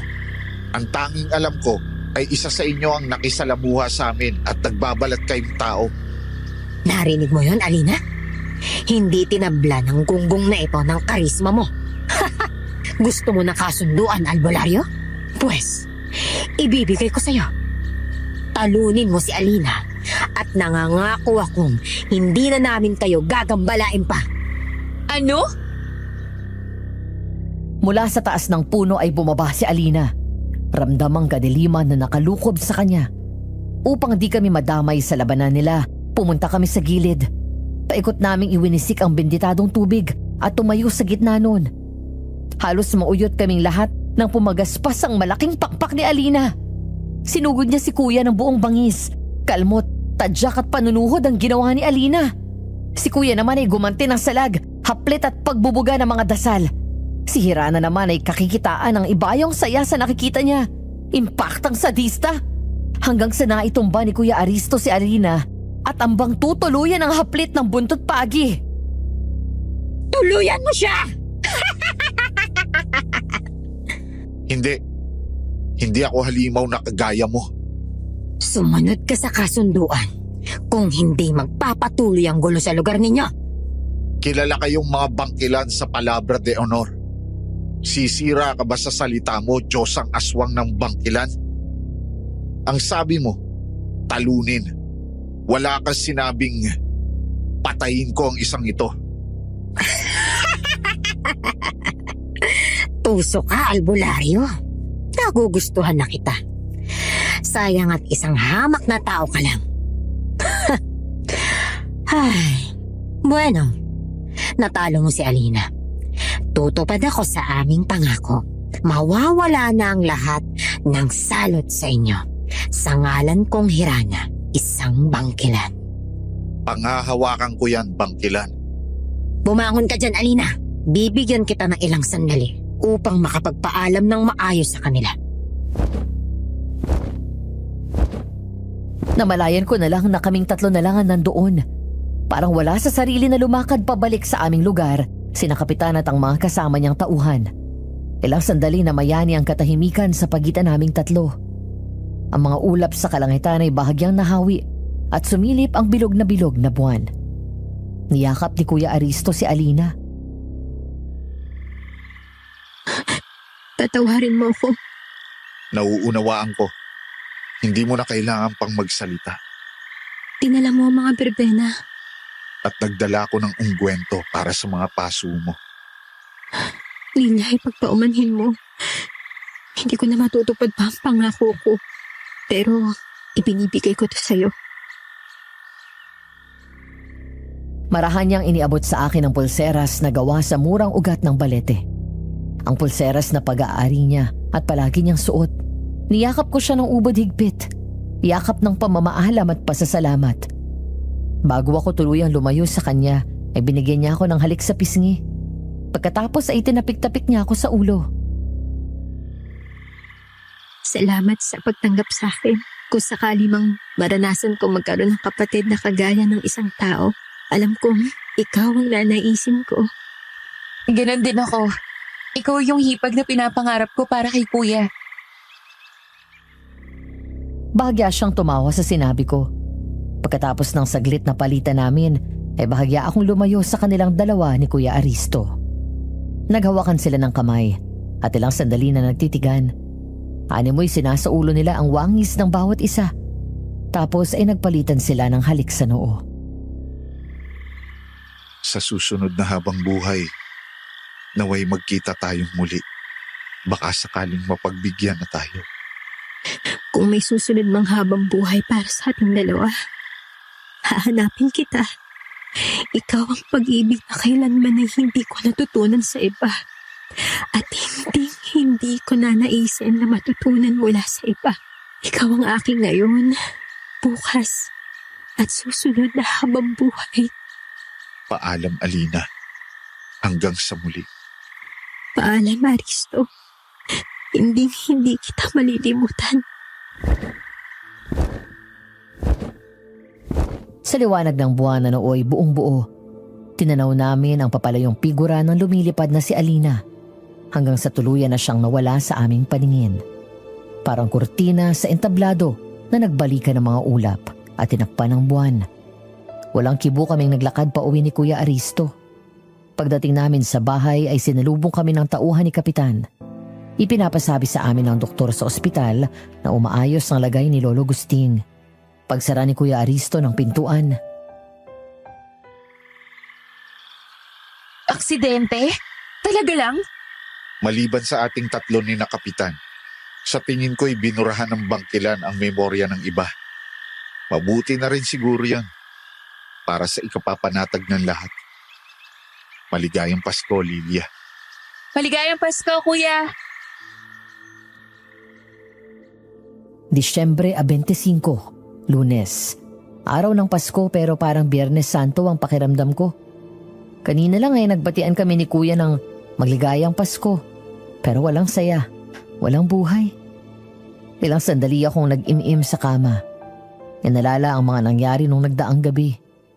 Nang magsimulang mamuo ang luha sa mata ko, agad akong bumangon para bumaba at buksan ang pintuan upang patuloyin ang sinag ng araw sa bahay.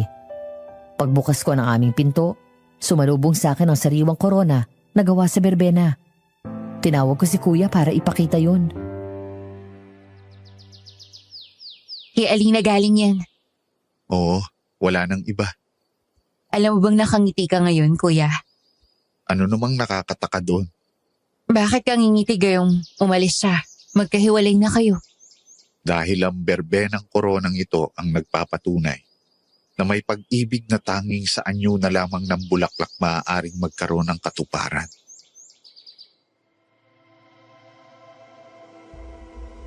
Mula noon kapag kaarawan ni Kuya, kaarawan ko at may mga espesyal na okasyon, may nakikita kami sa aming pintuan na sariwang korona na gawa sa berbena. Sa tuwing makatatanggap kami ng ganon, umaakyat si Kuya sa paanan ng bundok. Nag-iiwan siya ng ungkwento para sa paso. Ilang taon na nagpatuloy ang ganon, hanggang sa tumanda na ng tandang-tanda si Kuya. Hanggang sa hindi na niya kayang umakyat ng bundok. Sa huling araw niya, iniwan na lamang niya sa may pasimano ng bintana ang ungkwento, katabi ang huling berbenang natanggap niya mula kay Alina. Namalayan ko na lang na umiiyak ako nung natapos kong basahin ang diary ni Lola Lilia. Dali-dali akong kumuha ng tissue para pahiran ng mukha ko. Habang nagpapahid ako ng mukha, nilingon ko si Lola. Payapa na siyang natutulog. Napatingin ulit ako sa bintana. Sa pagkakataong yon, halo-halong emosyon ang meron ako, pero wala na yung takot. Para sa akin, hindi isang trahedya ang pag-iibigan ni Lolo Aristo at Alina. Isa yung testamento ng pag-iibigang hindi madamot at hindi kayang tibagin ng paglipas ng panahon. Tinuruan ako noon ng kahalagahan ng pagbibigay ng pagkakataon na makilala ang isang tao na walang pinipili ang pag-ibig. Kahit sino ay maaaring magmahal. Ito ang kanilang istorya. Sana sa mga nakapakinig, huwag niyong hayaang mamatay ang kanilang pag-iibigan. Ipakalat ninyo sa iba. At sana samahan niyo na rin ang hiling na sana sa susunod na habang buhay, mabigyang katuparan na ang pag-iibigan nila. Dito ko na tinatapos ang aking liha, Madam Venus. Lubos na gumagalang, Edralyn.